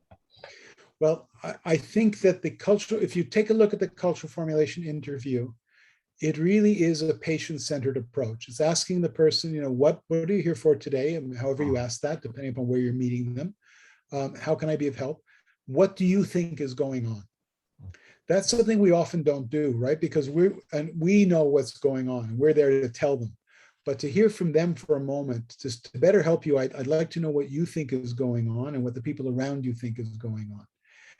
That already gives you additional information. Because again, I don't know what it's like in Bali, but in North America, 50% of people don't take their medication as prescribed. We write prescriptions and people walk out and they don't take it. And that's true of everything. You write antibiotics, people don't take it. They take it's written for 10 days, they take it for 8 days or they, whatever. So what's going on? It's not that they disrespect the doctor, it's that they have their own thoughts about what's going on and they have their own reactions to things. So being able to understand more fully what people think and negotiate with them is a way to improve care. So that's the simplest thing, the most basic thing I would take out of this is taking a bit of time to get a better understanding of what the patient themselves thinks. And then, there are other elements there. What are they worried about? What have they tried already that worked or didn't work? That's extremely helpful to find that out. Again, in most places in the world, people go to traditional healers before they come to biomedical practitioners, because if it's a society where there are villages and decentralized, that's usually what's close by. Sometimes people don't recognize a mental health problem as a medical problem. They see it as a spiritual problem or as another, so they go for other forms of help. Knowing that people have tried that and that it helped or didn't help and so on can be very helpful in negotiating with them, for that. So I think, again, it may not be practical depending upon the kind of situation you're in, the amount of time you can give to a case. It may not be practical to even do that 16-item interview, but to do a few things and to have the toolkit there. So when you say, I'm doing my straight ahead approach that I usually use, but it's not working for this person, you can go back and explore other things. So that to me is the most basic part we would always try to do. I also think we're always trying to do a formulation. Sometimes it's just a diagnostic formulation. My diagnostic formulation is you have this, this, and this symptoms, therefore you have major depressive disorder. You know, that's the kind of very simplistic formulation that you're taught when you become very DSM oriented or ICD oriented. But in reality, in practice, we have to go beyond that. We have to say, well, how did this person get depressed? Oh, they're in a very bad relationship. Oh, their child is terribly sick. These are not irrelevant. If you're a caregiver, if you're a family doctor, if you're a mental health practitioner, you want to know those things and you want to include them somehow in how you're approaching the person. Just to give somebody a pill, let's say, and not acknowledge to them, I know you're in a terrible situation, even if there's not very much you can do about it, will not lead to good rapport with that person, I would think. They would think, oh, the doctor just gave me a pill. They didn't really want to hear my story. They didn't really care about what I'm going through. So if you want, that's the person's, this is all I'm talking about right now is the way in which the cultural approach and the person-centered approach are essentially the same thing. And we're trying to understand what's of concern to the person.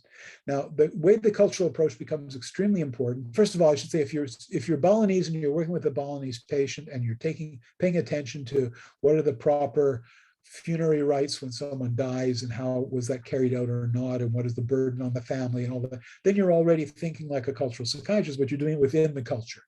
You know what I mean? You're working with your cultural knowledge to say this is quite important for this person right now, and how this goes, whether this goes well or not, is going to have some impact on how well they feel and how well they recover from their problem right now, their grief or their depression or whatever. When you're dealing with someone from another culture, whether it's another part of Bali or another part of the society, or whether it's somebody from somewhere else, then there's a lot you don't know. Then there's a lot that you can't assume is going to be just like the thing you're typically used to. And that's where a lot of these questions become especially important, because you have to open some of that up and learn more about that. So that's when I think, because I've described to you the setting we're working in Canada, 20% of the population in Canada is born outside the country. And that's been the case for 100 years. So we get 250,000 people a year who are newcomers. So it's very much part of our environment of this constant turnover and change. That's why it's not an accident that there's been a lot of interest in this whole field here and people trying to make sense of it. But the truth is, again, I mean, Indonesia is one of the most culturally diverse places in the world. In terms, you have so many islands and so many languages and so many, it's just that most of those people are not getting the same kind of care. And if they do come to the city, tough luck, they'll have to use Bahasa Indonesia, whatever, and that's that, kind of.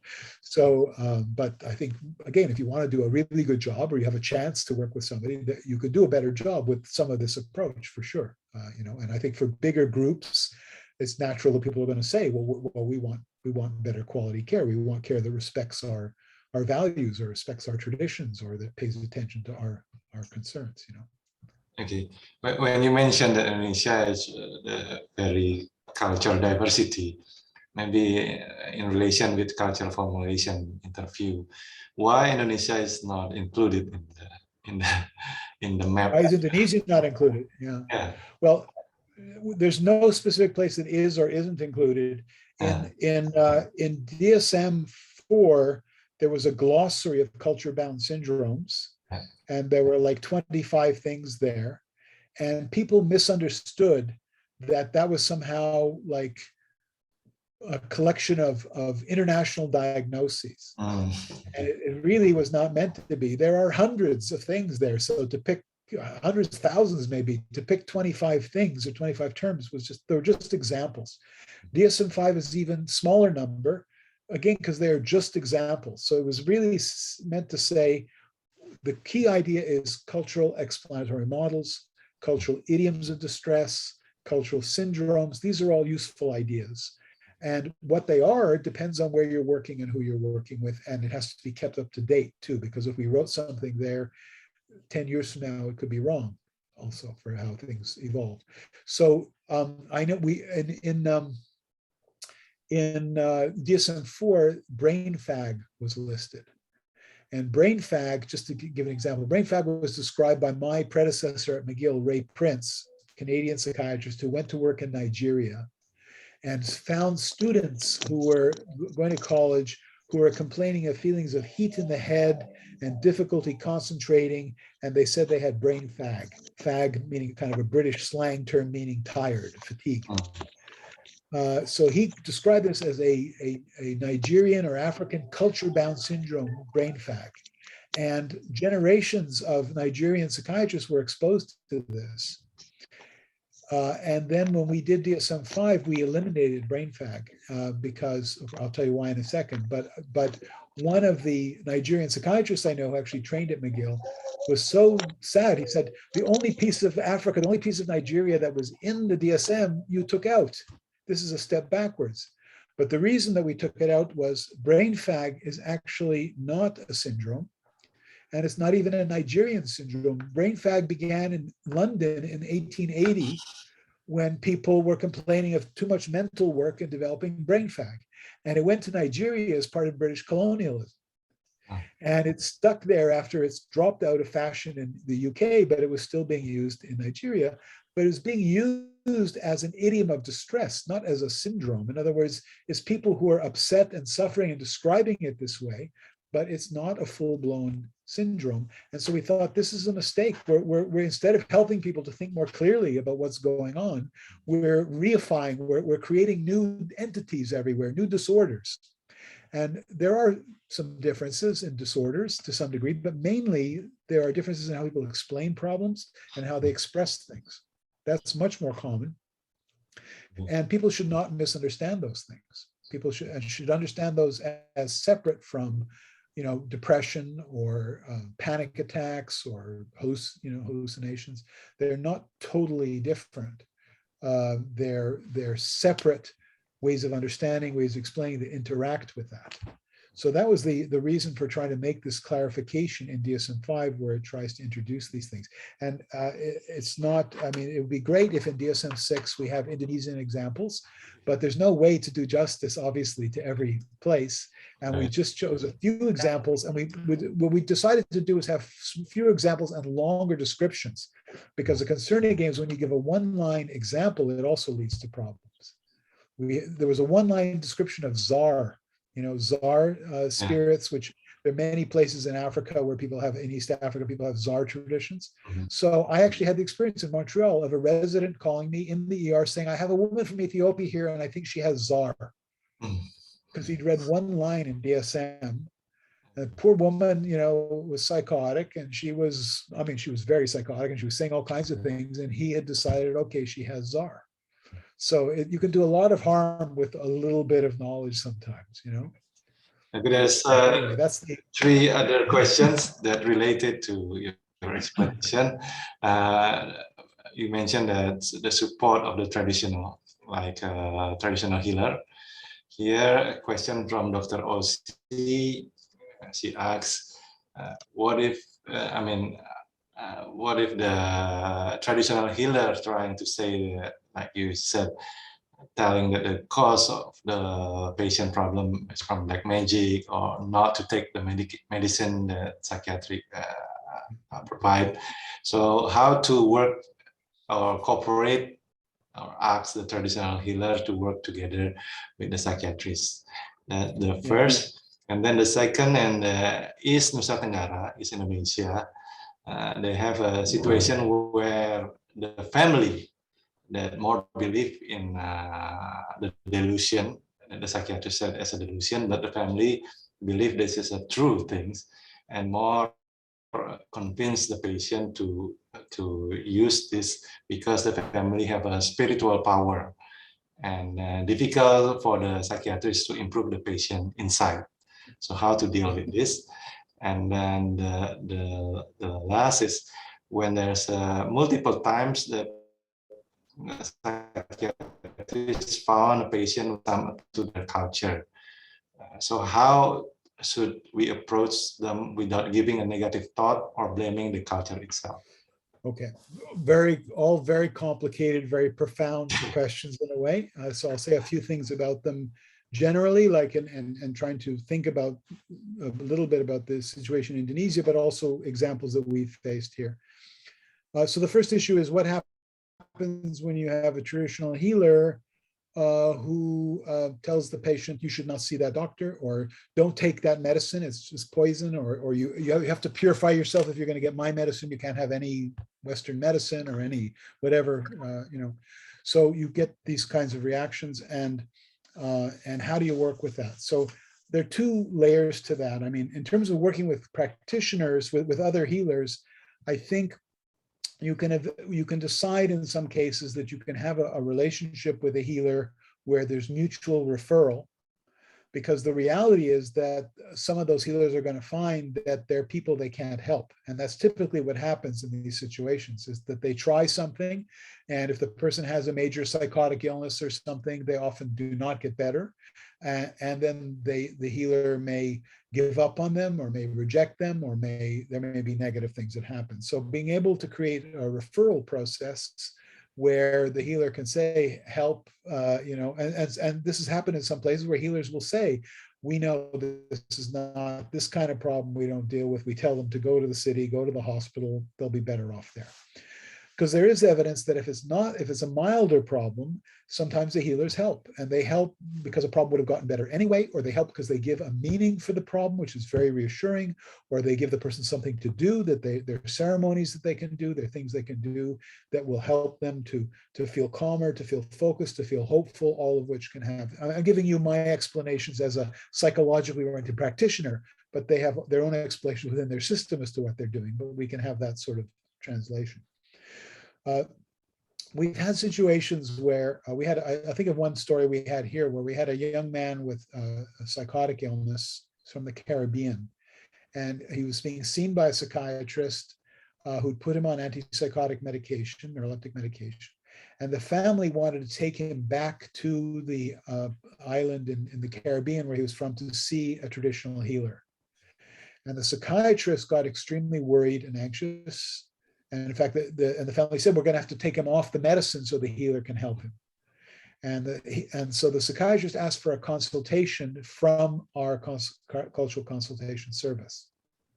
So we saw the family, and actually the person who saw the family was a psychologist from the Caribbean. So she was able to, first of all, it was very reassuring for the family. They're a Black family from the Caribbean. Suddenly they're meeting a Black psychologist from the Caribbean. They're talking at the beginning, where are you from? Oh, I'm from here, whatever. So there's a certain level of trust of the way that they would typically do that. And then she explored with him, so what do you think is going on? What are you hoping and doing this and so on? And what's interesting is that what the family told her was, we really like this doctor here who's helping us. She's very kind, and I know she's trying really hard, but our son is not getting better completely. He's a little bit better, but he's really still very sick. And we would feel terrible as a family if we didn't try everything that we think might help. So we would like to try this. We'll come back and see her. We really think she's willing to keep working with us, and that's great. But we want to try this. So the psychologist came back to the psychiatrist and told her that, and said, don't make this either or. The family doesn't think of this as either or. They think of this as both and. We have to try everything because our son is very sick, and we see that this Western medicine is not doing everything. So in fact, they agreed. They agreed that they would take medicine with him. If he got upset, they would put him back on the medication if he got agitated. And they went to see the healer. And it turns out, for whatever reason, this is not an advertisement for healing. Who knows? This is one case. Who knows what was really going on? I don't know. The important part of the story is not that. The important part of the story is that the psychiatrist was putting this as either or, like either you do what I'm doing or you do this bad thing that's going to be a catastrophe. And that psychiatrist was putting the family in an impossible situation. Instead of saying, look, of course, you're entitled to try whatever you think will be helpful. Don't do anything dangerous. I mean, I think you would have an obligation if you think we're going to see a doctor and he drills holes in people's heads, or he makes them drink something that contains lead in it or something. You know, if you thought, oh, we know about this and this is bad, bad, bad, maybe you have to intervene more actively and say, look, there are reasons why we think this is dangerous. But if you think, look, the worst that you could say about this is that I think it's not going to be helpful. But if it was me and it was my kid and he wasn't getting better, I would probably try a lot of different things, including things I don't even believe in that much, but I still might try them if I'm looking for something. You know what I mean? Actually, I wouldn't, because I'm very scientific in my attitude. But anyway, that's a cultural attitude too, right? So, to some degree. Anyway, so my point is that at the individual level, it doesn't have to be either or. At the social level, it's more common. There are people, not all healers are good people. Not all healing practices are good. You know, again, Rob Lemelson in one of his films shows somebody, I think he has a film, The Bird Dancer, which is about a woman in Bali. It's a film in Bali. It's about a woman with Tourette's syndrome. Some of you may have seen it, and she's very stigmatized and she's having a hard time suffering, and her family takes her around to all kinds of healers. And there's some very disturbing things that you sort of see that you think this is not great, kind of what's going on there. And I know this from my colleagues from Africa, who some will say, look, we feel great about indigenous healing because, well, there's some not very reputable healers. So it's not to say it's all good or it's all bad. I think we have to have a collaborative relationship whenever we can with people who we think are honest and sincere and trying to do a good job and offering something. No question, they're offering something to people in terms of meaning, in terms of social inclusion, in terms of hope. Many, many things that actually conventional biomedical psychiatry doesn't do that well. You know, when we tell a person your problem is you have a problem with your brain, it's not that great an explanation for people, and it's certainly not always a very encouraging explanation for people. So things are, I think, potentially sometimes useful for people, and I would not create an either or unless you think this is very harmful and I've got to intervene because something very bad or very irreversible is going to happen that you feel like you have an obligation to try to prevent. Even then, so that comes to our second part. Even then, if you're trying to convince people of things, you can't convince them just by insisting that you're right and they're wrong. You have to understand the basis of what they believe and why and who. When you explore that more, you often find that people have complicated beliefs. They believe many things. I worked in the North with indigenous people, and people would tell me, oh, schizophrenia, yeah, that's a brain disorder. It's due to chemical imbalance. This is what average person would say. They'd also say, oh, you know, you can get that disorder if you didn't get enough love as a child, which is an extreme psychological explanation that most psychiatrists and psychologists would not accept anymore. We don't think that problem has any much to do at all with that. But anyway, they said that, and some of them would say, and we think it could also be demon possession.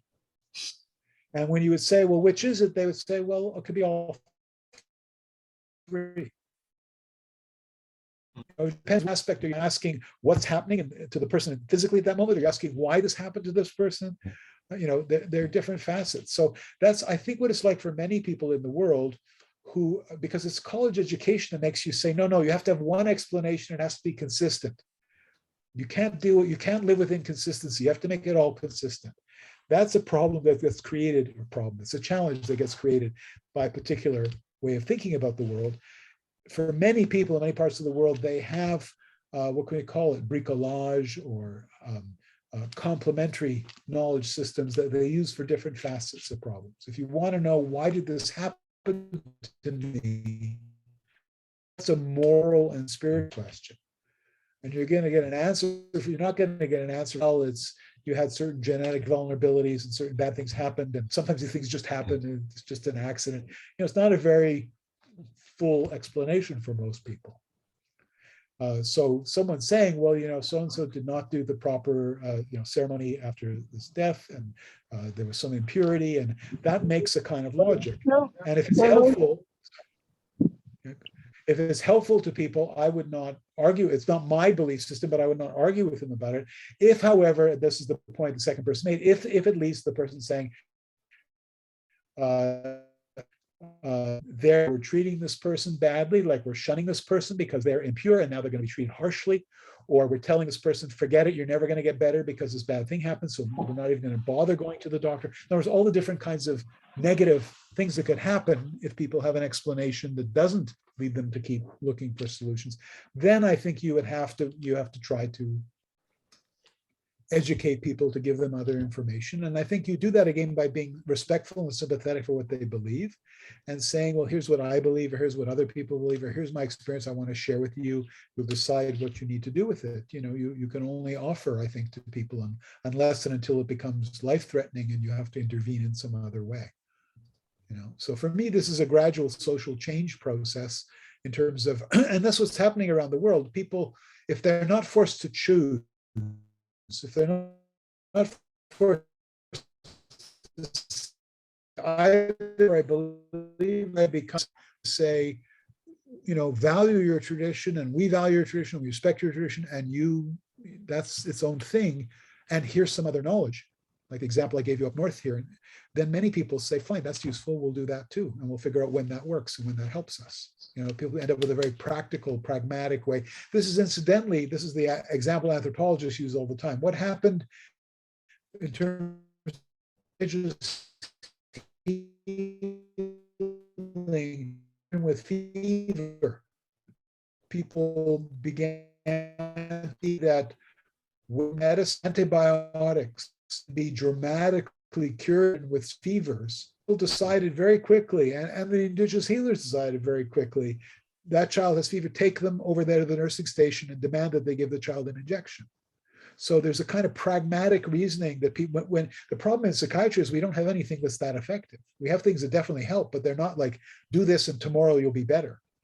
If we ever have a pill that does that, people will be breaking down the door to come see us. They'll all be happy to see us, but you know, that's not what we have to offer now is partial, and it takes time, and it helps some things and not other things. So we're in a negotiation with people around what works best for them. You know. So it's a challenge. And in relation to your explanation about this challenge, we have a question from our colleague, neurologist, Dr. Dayusri. She also mentioned that there's a challenging situation that she said, I would like to ask, how do we take a cultural approach to the community in emergency case, like stroke case, so that decision can be made without delay because of the belief and tradition of hierarchy that make the decision delayed in the community. It's very complicated. You know, what happens in Canada, we have multiculturalism, so we have a certain level of respect for all cultures, but we have an overarching secular society, I guess, committed to bio. So if a person is in a life-threatening situation, a doctor can intervene to do what they think is necessary without permission of the family, without permission of the patient. You know, if you see a person in the emergency room and you think they're going to die now, if I don't give them an anticoagulant, or if I don't cardiovert them, or if I don't do an endarterectomy, whatever, they're going to die. And you can't get consent from anybody, you can still intervene in that situation. And you will not be in legal trouble because, you know, as long as it's emergency care, as long as, if it's something more than that, if it's more elaborate, then it's another story. So you can do that. And I think that's something for the society to decide under what situations are we going to have those kinds of interventions. And people eventually learn that okay, there's certain situations where, you know, if you end up in an emergency room or you know, this problem comes to the attention, then a doctor is going to have an ethical obligation to intervene. And what we'll often say to people, and it occurs in psychiatry in this more intermediate place where we think, okay, this person's in immediate danger to themselves. You know, they're going to kill themselves if we don't restrain them, or they're going to hurt somebody else.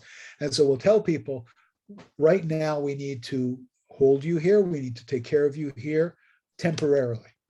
In the end, you'll do what you want to do. We can't stop you if you want to kill yourself, or you know, we're not going to be able to stop you.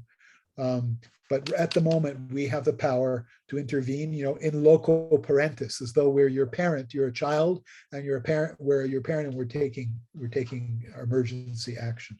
So that's one strategy, and I think, you can people can be educated in that. And of course, if people don't want to come to the ER, if they want to die at home and not let anybody know because that's not what they want, that they'll do that. And there's not much we can do about that, or maybe not much we should do about that for the moment. We have another thing happening in Canada that's interesting because, and maybe it helps to talk more about these issues. We have a particular recognition in Canada of Indigenous peoples. So 5% of the Canadian population are descendants of the original inhabitants of North America. And there's a recognition. We had a Truth and Reconciliation Commission in Canada that published its report in 2015 and determined that Canada had committed cultural genocide against Indigenous people. Because for 200 years, Canada suppressed Indigenous cultures, took children and put them in residential schools, forbade them to speak their languages, a lot of really horrible, horrible things. So there's a new recognition, and it's been going on in phases. There's a more recent recognition because children died at these residential schools and were buried, and their families were never told, and just horrible, horrible things were done in the name of the government, and mostly by the churches, actually, because the government asked the churches to run these schools. So it's a big mess. Anyway, because of that, because of recognition of that, there's a lot of emphasis right now on Aboriginal rights, recognizing the rights of Indigenous people. And there's recent cases, and I'll send you the paper. We just wrote a paper about it, a couple of recent cases where there were 2 young girls who had hematologic malignancies, had lymphoma or leukemia, and whose family refused, didn't want them to have chemotherapy, wanted them to have traditional healing.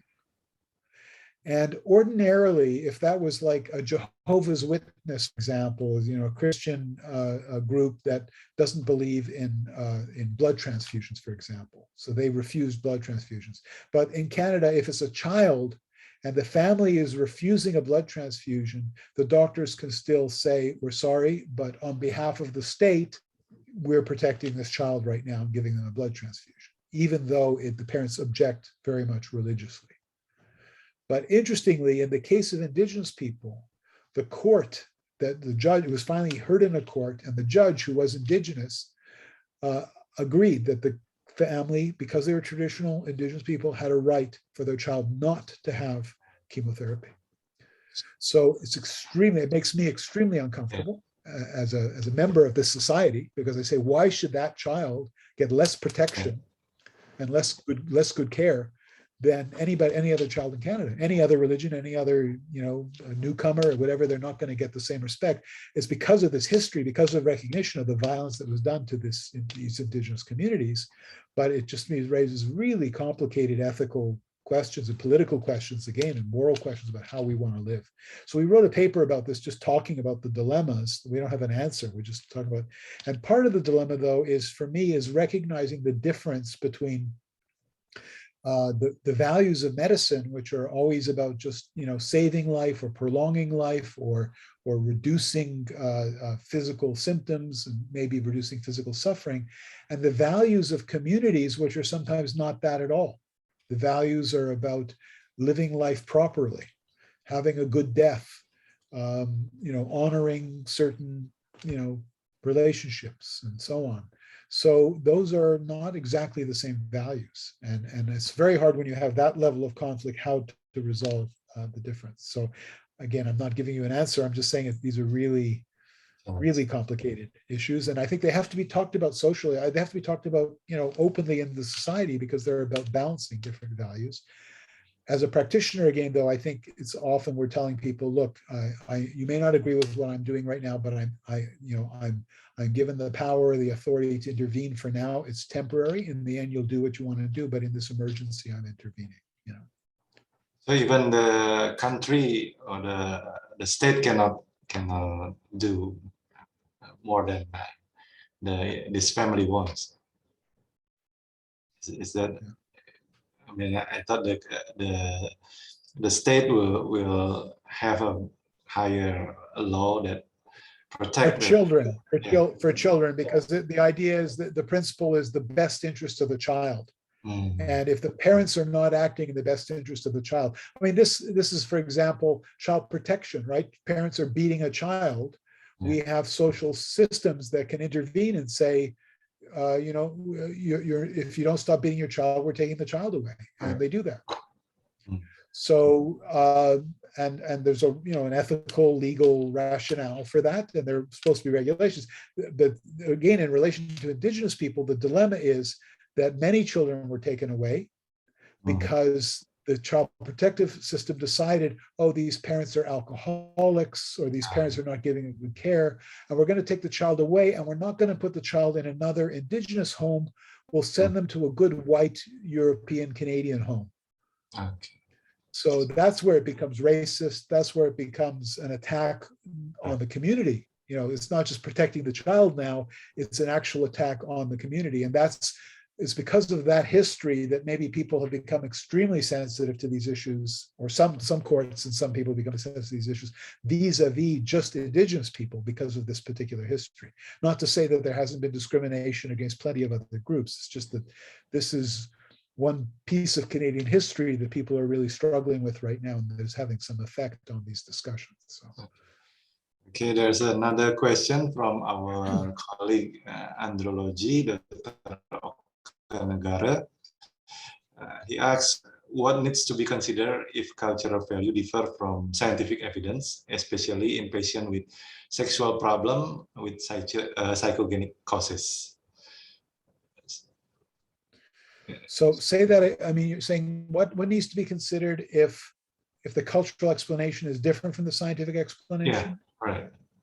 And especially in the area of sexual problems. Yeah. Well, there's a psychiatrist, an Israeli psychiatrist, Eliezer Witztum, who works with the ultra-Orthodox Jewish community in Jerusalem. So these are extremely religious people who, you know, their life is really devoted to spiritual practice. They have like 630 rules for how you do things. It's very involved. And interestingly, they believe that it's okay to go to a psychiatrist for medication, but you cannot go for any psychological treatment, because psychological treatment is too much like prayer and like mind training, like meditation, like the things that you do as spiritual practice. It's too much interfering with that. So it's interesting that they think that biological psychiatry is less threatening to them, because it's just like going to a physical doctor. You have a heart problem, go to see the cardiologist.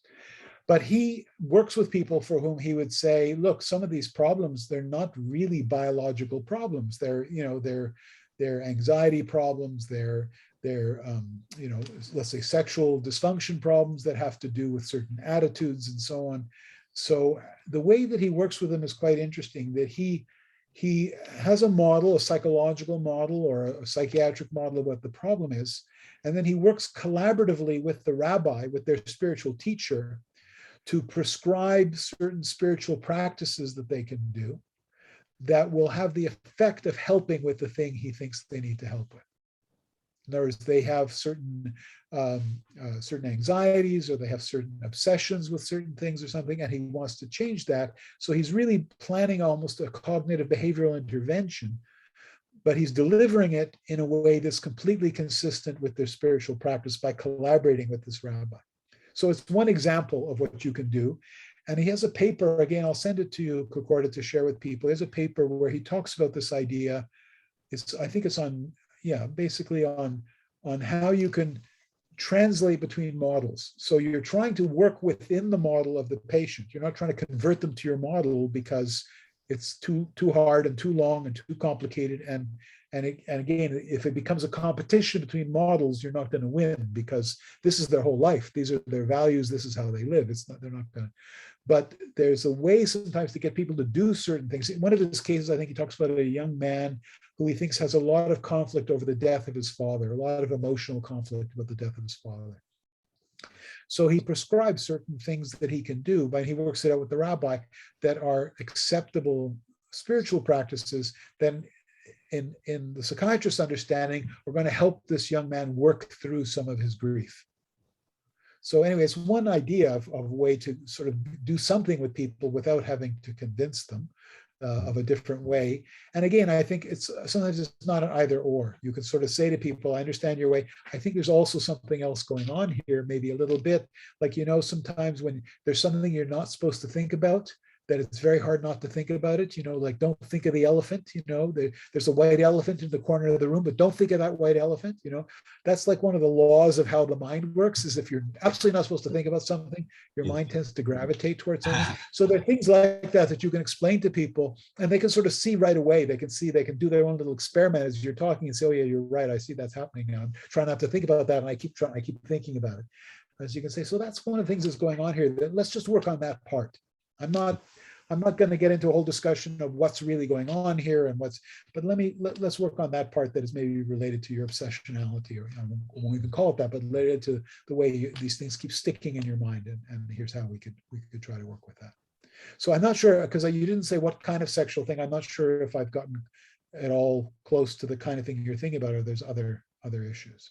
I mean, again, there are all so many issues here related to sexual orientation and sexual identity and all kinds of things. So we would like to extend the time, because of your time difference. It's already past midnight. We have to close this session. We say sorry to other participants that still, I think there are still many interesting and useful questions that the participant want to ask. But like Professor Lauren said, this is just the beginning. This is not the end. So for sure, we'll have this similar meeting again and open our mind more broader. Like in the opening session, we said that we hope we could learn new ideas from each other, and we could adopt to further improve our work in this ceremony. And we would like to thank you once again to Professor Lawrence for your knowledge and time, and also for all participants for the active participation, and wish you all a great day. And for Professor Lawrence, a good rest, because it's already midnight past. So we wish to connect again in the near future. Hopefully we can meet not virtually, but personally. Maybe you come to Bali first, or we come to Canada first. we would love to visit us here in school. It's a great to have a similar interest in these issues, and we learn a lot from each other. So it'd be great to have you here. And of course, I'm always happy to visit Bali. It's one of the most beautiful places in the world, I think, in many ways, not only physically, but also in terms of the richness of the culture. So. Yes, I think there are also some paperwork that will make our collaboration more established, and we will connect to you after this meeting. So once again, thank you very much, Professor Lawrence and all the participants. And I give the time to the Master of Ceremony. Thank you. Thank you, Dr. Chok. Ladies and gentlemen, we finally come to the end part of this event. Because I close this event, I would like to thank you so much to the speaker for the informative and interesting presentation.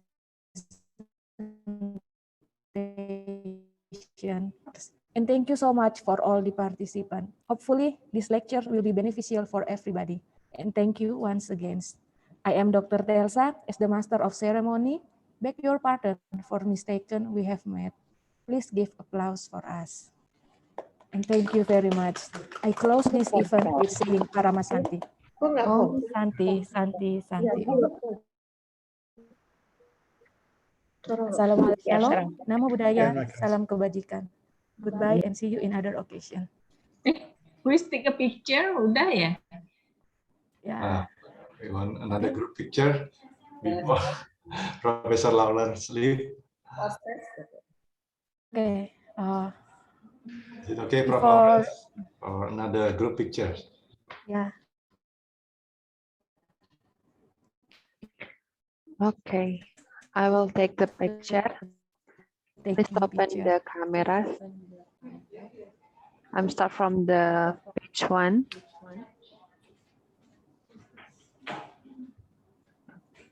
Second page. third page, fourth page, fifth, sixth, page. Thank you. Thank you very much, Event Division. To all participants are expected to finish the post-test. Please check the link on the chat box, and you have 5 minutes to finish it. And don't forget to fill the feedback questionnaire.